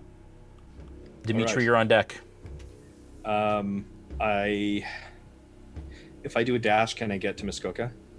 Climbing? What's your strength? My strength? Sorry, your speed. 30? Yeah, 30 feet. The problem is that you're going to have to get through enemies. You can't pass through enemy spaces. So if we can get the map up here again. deking around the enemies with a full 60 feet of. You movement, actually can I get up can't. to Muskoka. Yeah, no. If we can get the overcam, Julian. If I could do it within 30, that would be great. See, you can see the entrance here. You get to Yeah. here and you meet an enemy. You'd have And to I cannot get past him at all. You'd have to dispatch him. You might be able to. Can you get past with an attack of opportunity? I don't think you can. And because you're big Sterling, if you were small Sterling, you could. But with big Sterling, Okay. you're not able to. So you'd have to get through him. And I'd say you'd get an attack of opportunity from his buddy once you've dispatched this guy. So I pre-rolled some attacks just in case. Sure. So that's 2, 7, 9 plus. So it's 15 points of damage, and I'm just hacking at him like he's in my way. Like I just die so I can go. Yeah, I like it. Okay. And I'm gonna say that this is the one that he already has hurt. So how many points of damage is that? Sorry, that was 17. 17. Okay. All right, and you start hacking at him, and you can see the blood is starting to pour and spray from this berserker who's in front of you. That is your turn, though. Yeah, and now that I have another reaction from my turn, I'm gonna give advantage to Falpher on a death save. Okay, Dmitri, you're up. Okay. So how many barbarians are there? There's 2 left that you can see in front of you. Okay. The 2 that you're fighting. And how many druids are there? 1, 2, 3, 4, 5, 6. Sheesh. Okay. I'll keep attacking the barbarian that I was attacking. Okay, One sword. 13 to hit. that's a hit. Okay. And 15 slashing. Nice. Yes. And then second attack, 12 to hit. That's a miss, unfortunately. As you dig deep into his clavicle, and he kind of braces under the pressure, but breaks a little bit. And you can see the worry start to kind of fill his face as he brings up his great axe in one final attempt, and is able to hit aside your second blow. Okay, that is your turn? Yes. Okay. Falpher. I'm going to roll with advantage on a death save. Okay, that's a 12, so I would have... And then that's a 12. Okay. So you get one more save back? Success. Yep. Okay. And then at this point, Sterling and Dmitri, as you peer up, Muskoka disappears inside of the effigy as the thorns and vines close in around him. Dude, it's been so fun, man. Like, really fun. And you feel the earth begin to tremble under the ground as lightning and thunder begins to hit in a higher degree of succession at the top of the wall. The effigy begins to shake as debris begins to fall from it, as it begins to shudder, and green energy begins to kind of shoot out in multiple directions out of this, and basically green light. You don't imagine it's dangerous energy, but it's like almost this green glow is growing and growing and growing inside of this effigy, attempting to burst free. At this point, the 2 berserkers are going to attack Dmitri again. Actually, one of them is going to attack Dmitri. That's going to be enough. That's a 19. That's enough, Dmitri? Yeah. That didn't even sound like you. It sounded like Dave. Yeah. That is going to be 7 points of damage. You still up? Yes, I am. Okay. The other one is going to be a 19 on you, Sterling. Okay, a 19 to hit. Yeah. That's a miss. That's a hit because my shield is stowed. Dang it. I'm dual wielding, so it's a hit. Okay, that is only 5 points of damage. Then, As as a reaction, I'm going to attack the one that attacked Sterling. Yes. Yeah. Oh, does that mean I can sentinel for you too? You would have been able to before. Okay. Only one of us. So hard to keep track of sentinel. But it's Sorry. just a 9 Go to hit. for it. 9 is a man. miss. Yeah. Okay. Actually, it was a natural 1 to hit, but I will let it go. You guys are having a tough enough time. Oh, kind DM. You guys are having. Do a I tough enough control time. the effigy now? Is it like my robot? Is that Not. what's happening? You'll find out. Yeah. You'll find out. Voltron. Voltron. Voltron. Sure, Yes. sure, buddy. We could really use Voltron right now. Yeah. Or I have a big wicker robot. I'd set it for Ed 209. Yeah. Man. we is there didn't another druid here? didn't Just roll move back other to the back wall. characters, you guys. No. Okay. I have a backup. I do not. Sterling, you're up. I was gonna show Dmitri, you're on deck. Did this guy in front of me reckless attack? Do I get advantage on those attacks? No, those weren't reckless. Okay, all right. So that's an 18, 17, and 12 to hit. The 12 is a miss, I'm guessing, right? The 12 is a miss. Yes. Okay, so the 18 and 17 hit. That's a total of 19 points of damage. hacking Okay, this so, guy. sorry. How many of those attacks is 19? Is it just one? Sorry, no, but that's the total between the two attacks. The first attack was Okay. 8. Then you fell the barbarian that is in front of you. All right, so impaling him with the badger claw. That was so wonderfully made for me. Yeah. And there's a druid close by. There's a druid that has now backed off 5, 10, 15, 20 feet. Okay. Well, I know Muskoka's inside, and whatever damage is probably happening, and I'm wondering if I should kill first. So I'm going to rush to that druid, and I'm going to level that 17 when on he- him. yeah, just wait a second. It's, When he 11 comes points within of 10 damage. feet, again, and this druid is just a gnome, little gnome druid, again, covered Yeah. in this gray clay, opens up its hands and does the clapping motion again in your direction. Cool. And I'd like you to make a strength saving throw, please. I can do Sorry, that. Constitution saving throw. I can do that too. Oh, that's a 9. Okay, It's almost an 18. that's 15 points of damage, Okay. and you are pushed back 10 feet as the thunderous force hits you Really mad now. and pushes you back. Basically, you're pushed back to the wall, and you put your arms out, which stop you from leaving the circle completely. All right. Dmitri, you're up. okay. There's just one barbarian now. Yes, one barbarian left right in front of you. Okay, I'll swing with my longsword. Okay, 16 to hit that's a hit. and 15 slashing. Okay, It's still up, I take it? yep. This one Okay. was hardly injured, Oh, quite fresh. okay. I hit it again, and it's a natural 20. That's a hit. Very good. Okay, so that's 8 plus that, so 18. 18 damage? slash. Sorry? 18 damage? Yeah. Nice. All right, as you begin to hack at this barbarian, knowing that it's kind of the last of their muscle standing between you and the effigy. Back up to the top. All of a sudden, the twig blights kind of separate themselves from the effigy and kind of scurry down, almost scared, as they kind of scurry down this effigy and leave. The effigy begins to crack and bend as you see a hand kind of burst from the right arm, and it's this long, twisted, almost like a branch-like hand. And another one breaks out from the other one. As out of this effigy comes a hulking, tree-like creature that stands now in the middle of this circle as the effigy begins to crumble and crack and fall down around where you are.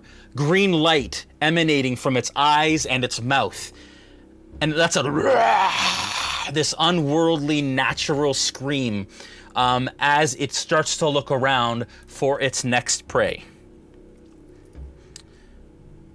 And at this point, as soon as it's born, the druids fall to their knees almost in reverence of it, as the drums completely stop, and the singing stops and the dancing stops, almost like they've birthed something that they have been waiting for a very, very long time.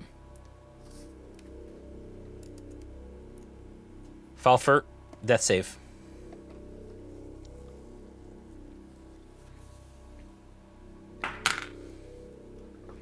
That is a 12. I am That- out of death saves. You are now stable, but unconscious, and at the feet of this large, tree-like creature. So I'm unconscious. Yes. Okay, I do nothing. Okay.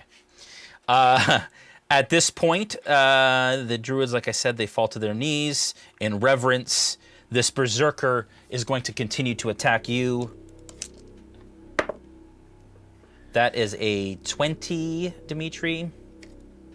Oh, I can use Uvar to give him disadvantage on that. Give disadvantage to the berserker. Yeah. That's a 17, so that wouldn't have helped. That is Yeah, eight my points AC of, is 18. 8 points of damage. Oh, sorry. No, it was 17 plus 5. So it was a natural 17 plus 5. That's 8 points of damage, Dmitri. Okay.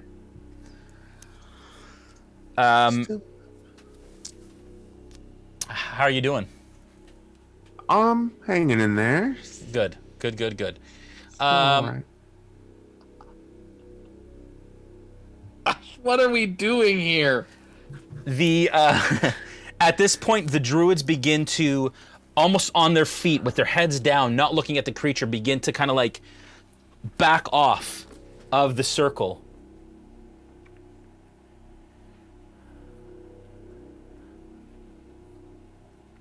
As they all kind of begin to back away.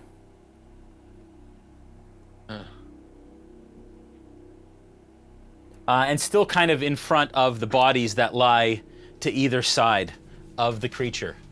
And again, the creature just kind of like overlooking what's happening within the circle. Sterling, you're up. Dmitri, you're on deck. Okay, use my bonus action to heal 12 points with second wind. Okay. And I make how close am I to that giant hulking tree thing? And does it have buck teeth? What's that? It does not have buck teeth. He might still be alive in there. Well, he might still be alive in there. So, how close am I to the tree? 20 feet? 20 feet. And you All could right, you could I'll- get around the barbarian, but you're going to get an attack of opportunity. All right. Yep. So I'll. Wait, the barbarian's dead, isn't he? No, there's still one standing. Oh, I thought the last of their muscle went down. No. You said the Okay. almost down. Yeah, no. Okay. Right? Yeah, there's still one. So I'll make my first attack at him, and if he doesn't die, then I'll just use my second attack on him. On Okay. The tree. So that's a 15 and a 20 to hit. That's both. Those are both hits. Okay. 11 points for the first attack, Okay. and 10 points for the second. Almost. As he's just Okay. clinging to whatever resolve he has left. Okay. And Does that just as stop an his RP movement, or note, can he keep going? Yeah. Yeah, you can still move. Like once you've got an attack of opportunity, it's on your way through, so you can continue to move through. It doesn't yeah, kind I'm of just stop not you. sure I want to be right beside the giant tree thing yet, unless I'm gonna hit it first. Got it. So Good call. I'm gonna stay beside this dude for now. Okay. And Dimitri's close enough to hear, but the red-eyed hulking figure that is Sterling speaks. Don't look, boy. Don't look. Your friend might be dead. That's good. Dmitri, you're up. Okay. I'll try to finish off this barbarian. First hit is 11, which I don't think It's will not a hit. Nope. Second is 11 again. Those are both misses. As you start to look around, you're incredibly distracted by this large tree creature, tree monster, and are just having a hard time making purchase with your attacks. Falpher, you're still unconscious. The tree creature begins to move. And it starts to move out of the circle on the opposite side of where you guys are. As it turns and begins to walk in this direction, kind of stepping over the druids, but the druids kind of jumping out of the way in an attempt to kind of get free. It's stepping on one of the druids, and you hear a crunch as one of its legs snaps. It's going to move.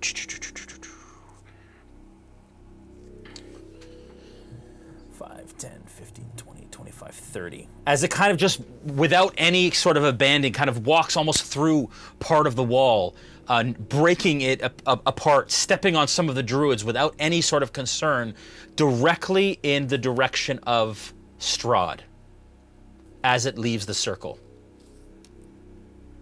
What is going on? The druids begin to disperse. Wow. I feel like I'm stuck between a Strahd and a hard place. You might literally be. As they kind of take dashes in all directions as they run. And you can see that they kind of run. Actually, no, none of you can see it. You basically just see them leave the circle, and they're gone. They leave Ezmerelda and the other figure lying within the circle, kind of against the wall, almost like they abandoned whatever they needed to do with those two while this is kind of occurring. And again, that creature basically long strides across a vast distance. It's about halfway now to where Strahd is. Sterling, you're up. How far did it go just now? What's that? How far would it have gone just now? Could we tell? 60 feet. Shoot.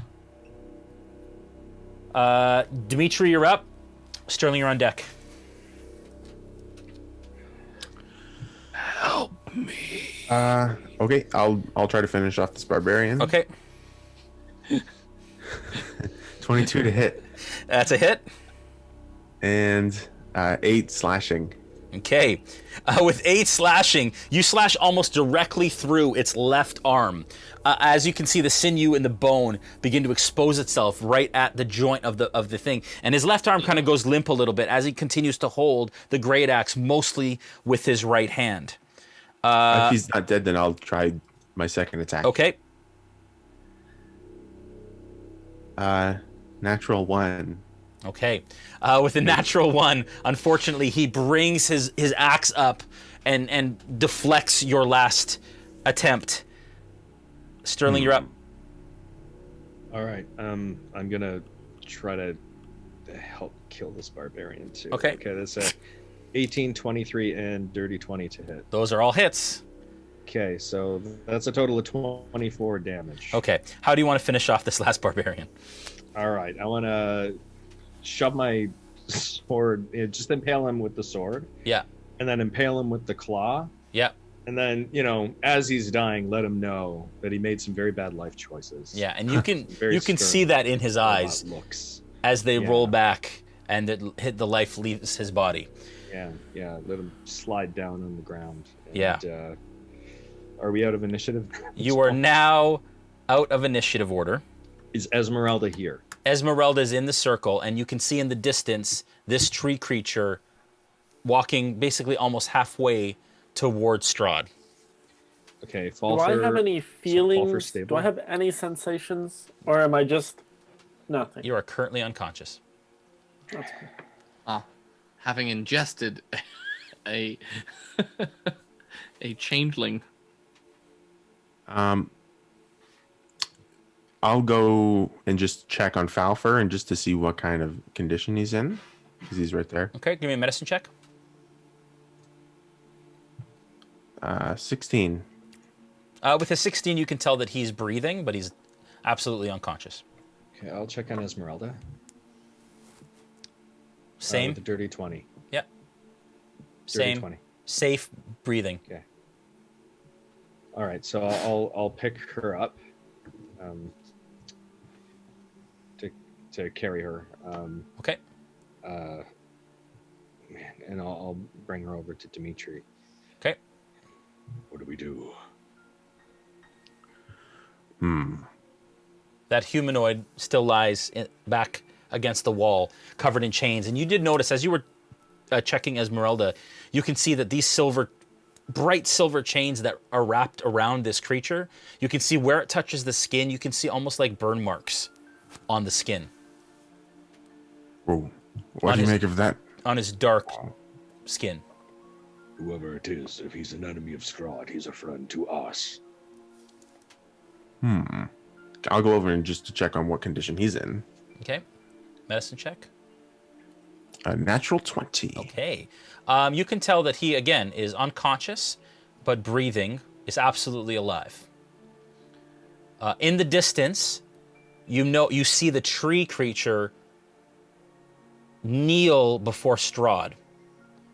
And as Strahd, even on his nightmare, kind of as this thing kneels, it's almost just above his eye line.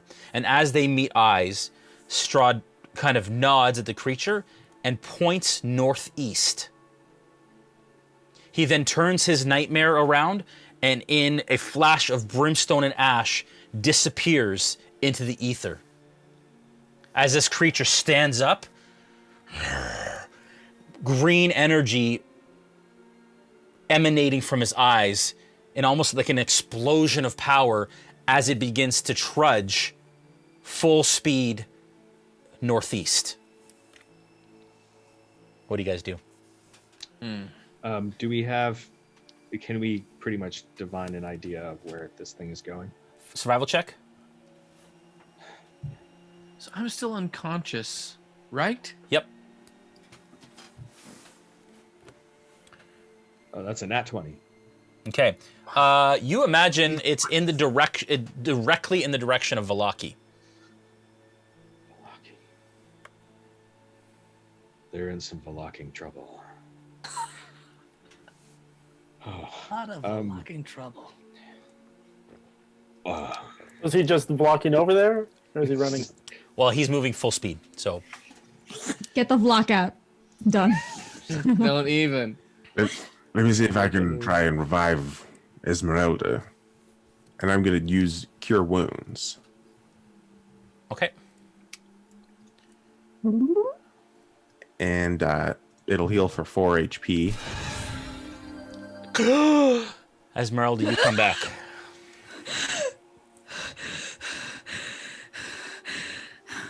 Dmitri. Are you all right? No. Where is Muskoka? He's inside the tree creature. They put him into the statue. It absorbed him and awoke as some walking tree. He's moving to Vallaki. I don't know if he yet lives. We have to go after him. We can't leave him. Yes, indeed. I don't suspect that this other person would have been who they have chosen to be part of this, some sort of ritual to bring the tree to life. I feel terrible.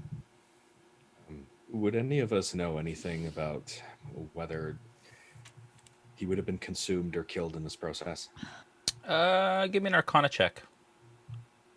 I want to Ooh, I check have that advantage too. on those because of my rune. 12. Another nat 20. This D&D dice roll is really working today. Right, very nice. So with a 12, Dmitri, you imagine that the from what you gathered from what the Mardikovs told you, the green gem would have been what powers it, what potentially brought this creature to life.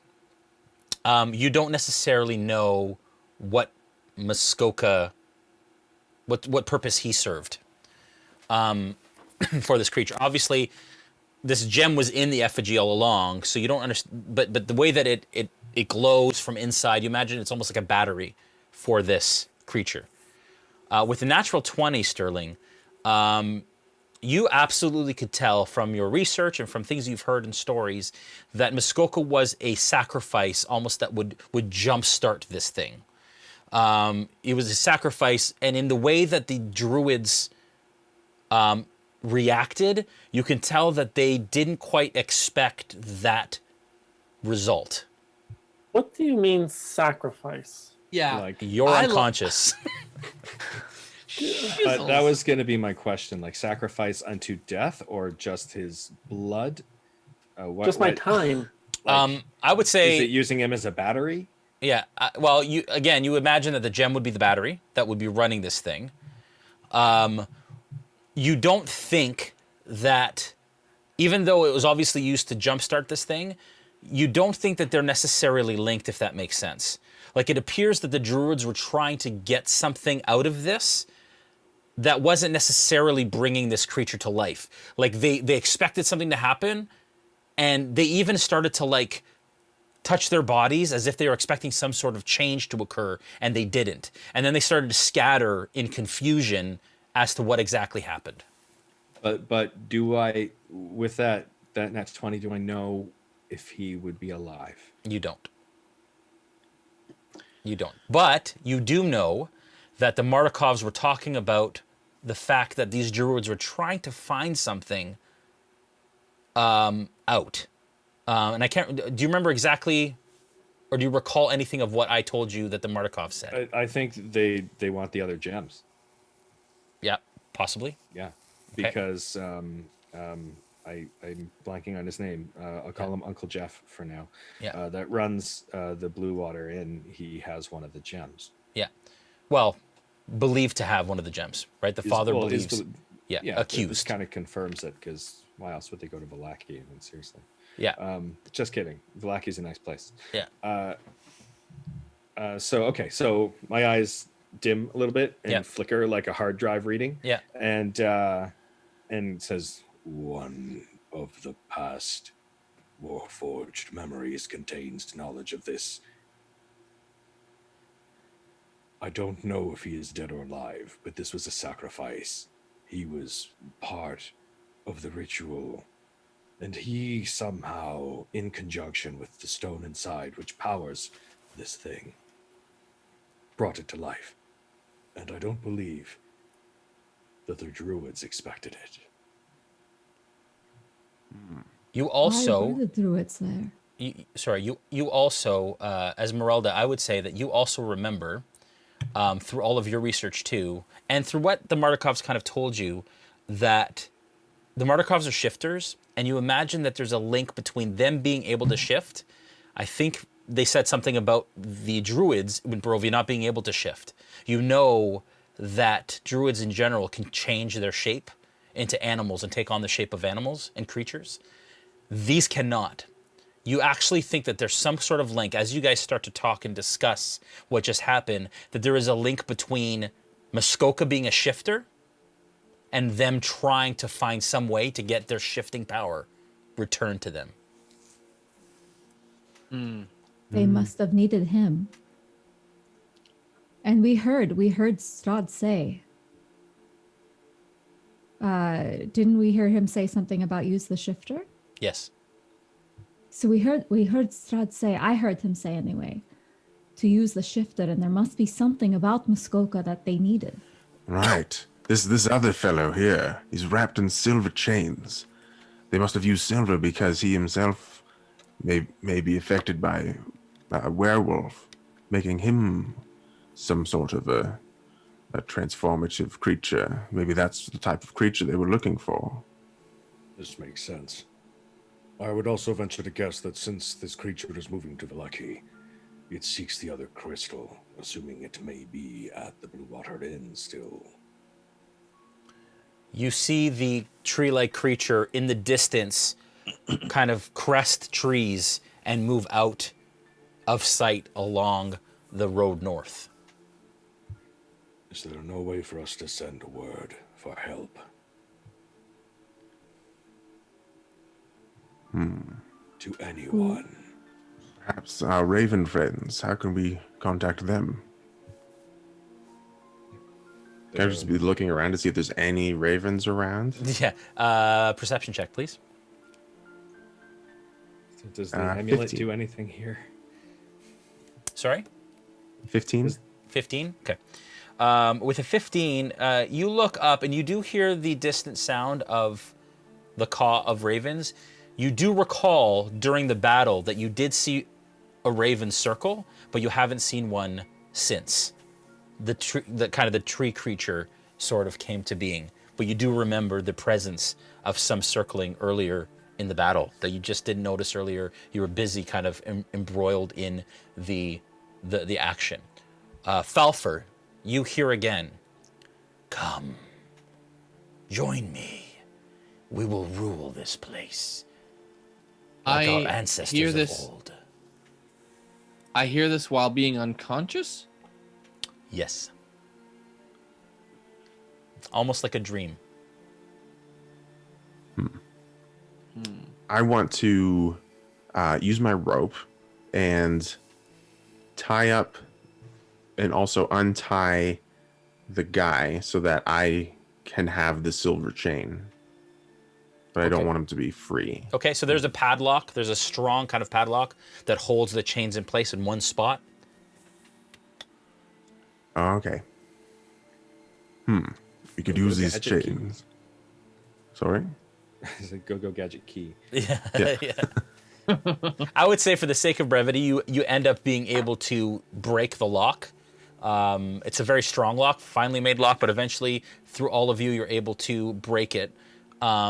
And it takes you the sum of about 10, 15 minutes to get the lock broken and then kind of the chains unwrapped and collected. Okay, so 10 minutes, I'll say. That time, I shrink down back to small sterling, but the eyes will stay red and the warforged voice will continue. Okay. All right. What do you do? Do you think Should I our carry this Vistani one? ally? Do you think our Vistani allies will be able to help us? They may, but I know that they have reported being under attack in the past as well. It's possible they may not be in a position to fight. It's worth a try. Well, we are certainly not in a position to fight on our own. Use all the help we can get. Okay, so at the top of my lungs, I'll call out for Were-Raven kin Okay. to come if they are nearby and within earshot. Okay.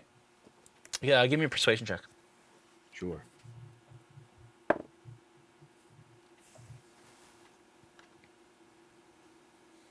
It's another nat 20. By the way, I'm using the Rime of the Frost Maiden dice for anybody that. These are. I used to use the healing bottle ones. Yeah. These ones. Yeah. These ones are better. Yeah. Yeah. I'd Thanks, say D&D so. Beyond. With the natural 20, your voice echoes beyond how far you thought it could. There is no response immediately.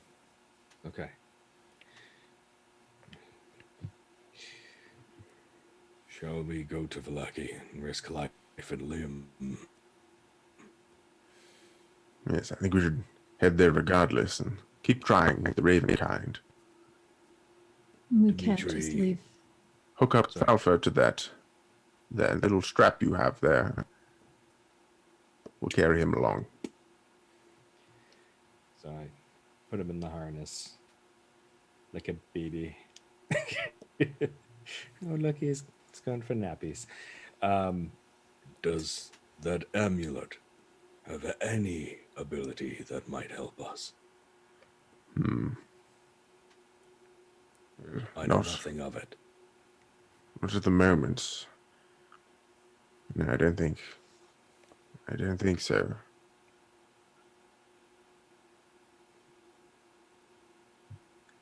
All right, child, you may return.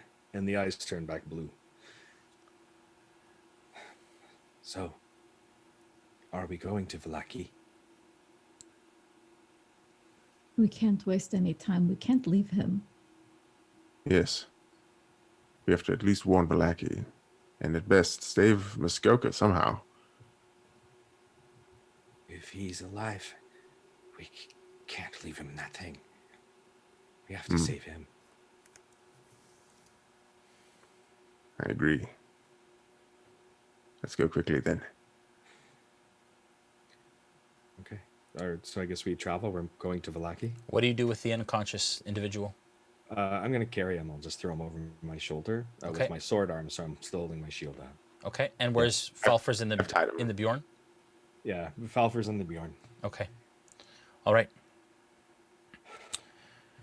Bruised, beaten, bloody, you all gather kind of your things. And as you crest the outside of this circle, there is no sign of the druids, no sign of any berserkers or barbarians. There's a quietness across the expanse of what is Yester Hill.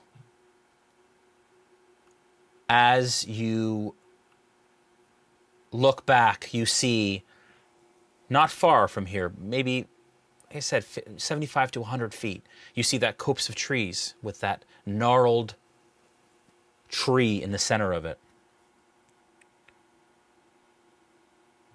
As you kind of are gathering your things, you also notice that the roots that held the effigy in the middle of the circle have started to retract and grow back. And eventually, by the time you're ready to leave, they're gone under the ground.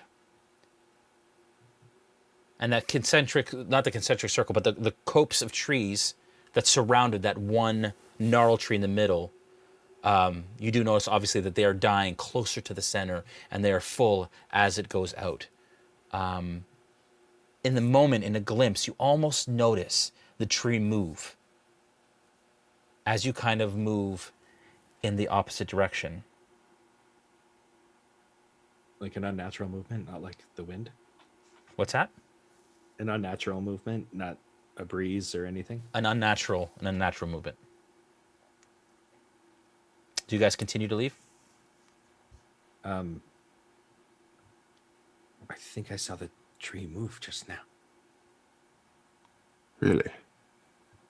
In what way? Well, it didn't seem natural. It's almost as though it moved on its own. Can you tell if it's what direction it's moving in? Is it moving towards us? It didn't move from its place, did it? No. It just looked like almost like some of its branches moved slightly. And almost like you thought it moved, then you kind of shook your head and looked back and it was still. It's still now, but I could have sworn that the branches moved on their own. Is this another tree person we're gonna have to deal with? I'm so tired of those three people. And you can also see that those creatures are still kind of circling its base.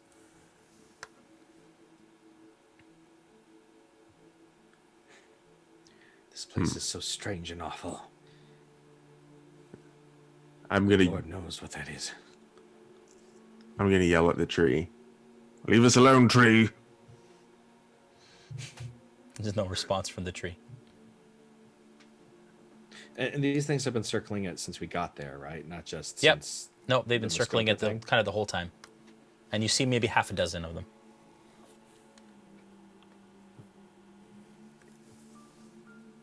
Settling.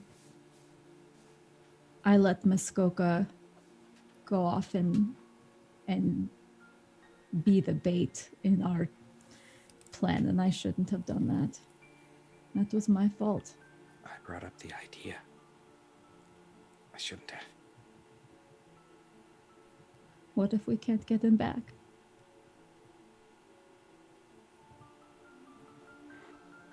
We can't think like that.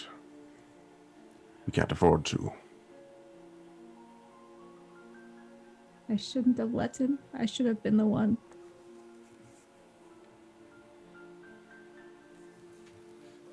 No. Sterling, can you give me a perception check, please? There's no use crying over it now. All we can do is try to fix it, try to put it back together. Try to get him free. 24. Again, it's the Frost Maiden dice. Okay, 24. With the 24, as you glimpse back at the tree again, just to kind of get a glimpse of it again, to see if you can see anything weird. At the base of the tree, from the direction that you are, you actually see a body lying prone, kind of facing the tree with its hand kind of up on its roots, extended towards the tree, and the glint of what you see might be armor on this body. And then just up, almost at standing height, you see that there is a glittering axe that is stuck into the side of the tree.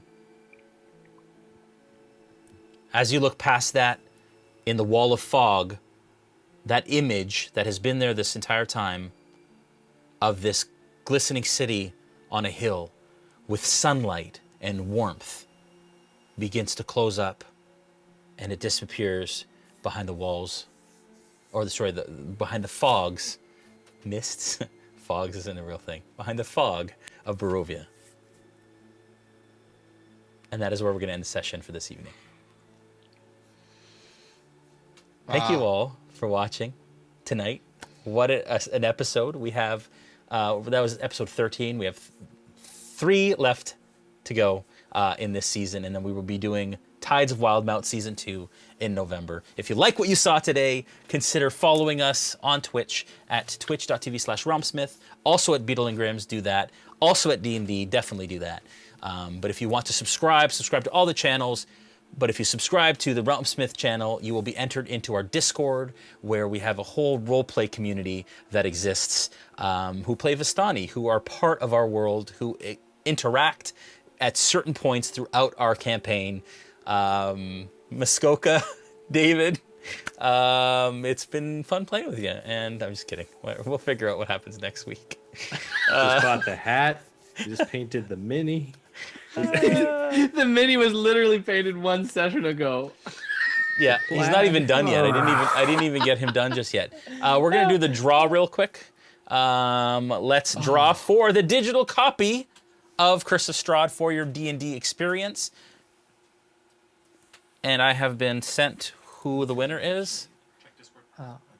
And we aren't eligible, are we, Jay, as No. players? Hints of Nightshade. Congratulations, you are the winner of a digital copy of Curse of Strahd for your D&D Beyond experience. If you already have it, you can pass the code that you're being sent on to somebody else so that they can enjoy it. I feel like there's such a somber... see, again, this is Because Barovia. we all died, Jason! You didn't. We You were all alive. Are we? Do we know that for sure? Are we? Yeah, questionable. Okay, you're There's all... question marks at the end of that. You're all not dead that you know of.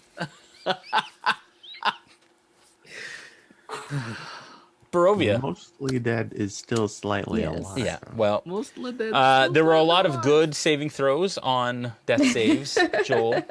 It's true. It's true. That could have been very true. bad. It could have been bad. Yes. But what did we learn tonight, class? We don't split the party. You guys have a wonderful night. Thank you to Beetle and Grimm for your 10% discount code. That was, I think it's over now, actually, 25 minutes ago. But we will be doing that next episode as well. So tune in next episode for another chance to get another code for 10% off. And we will continue next week. Tomorrow night. And if you want a good story, you split the party. If you want to, sure. It was a good story. It is. Absolutely. Everything adds to the story. Tomorrow night, Behind the Screen with myself. Thursday night, Players Table with Joel Auge. And then we'll be back on Monday for episode 14. Can you believe we're already at 14 of Into the Mist? I love you, Dave.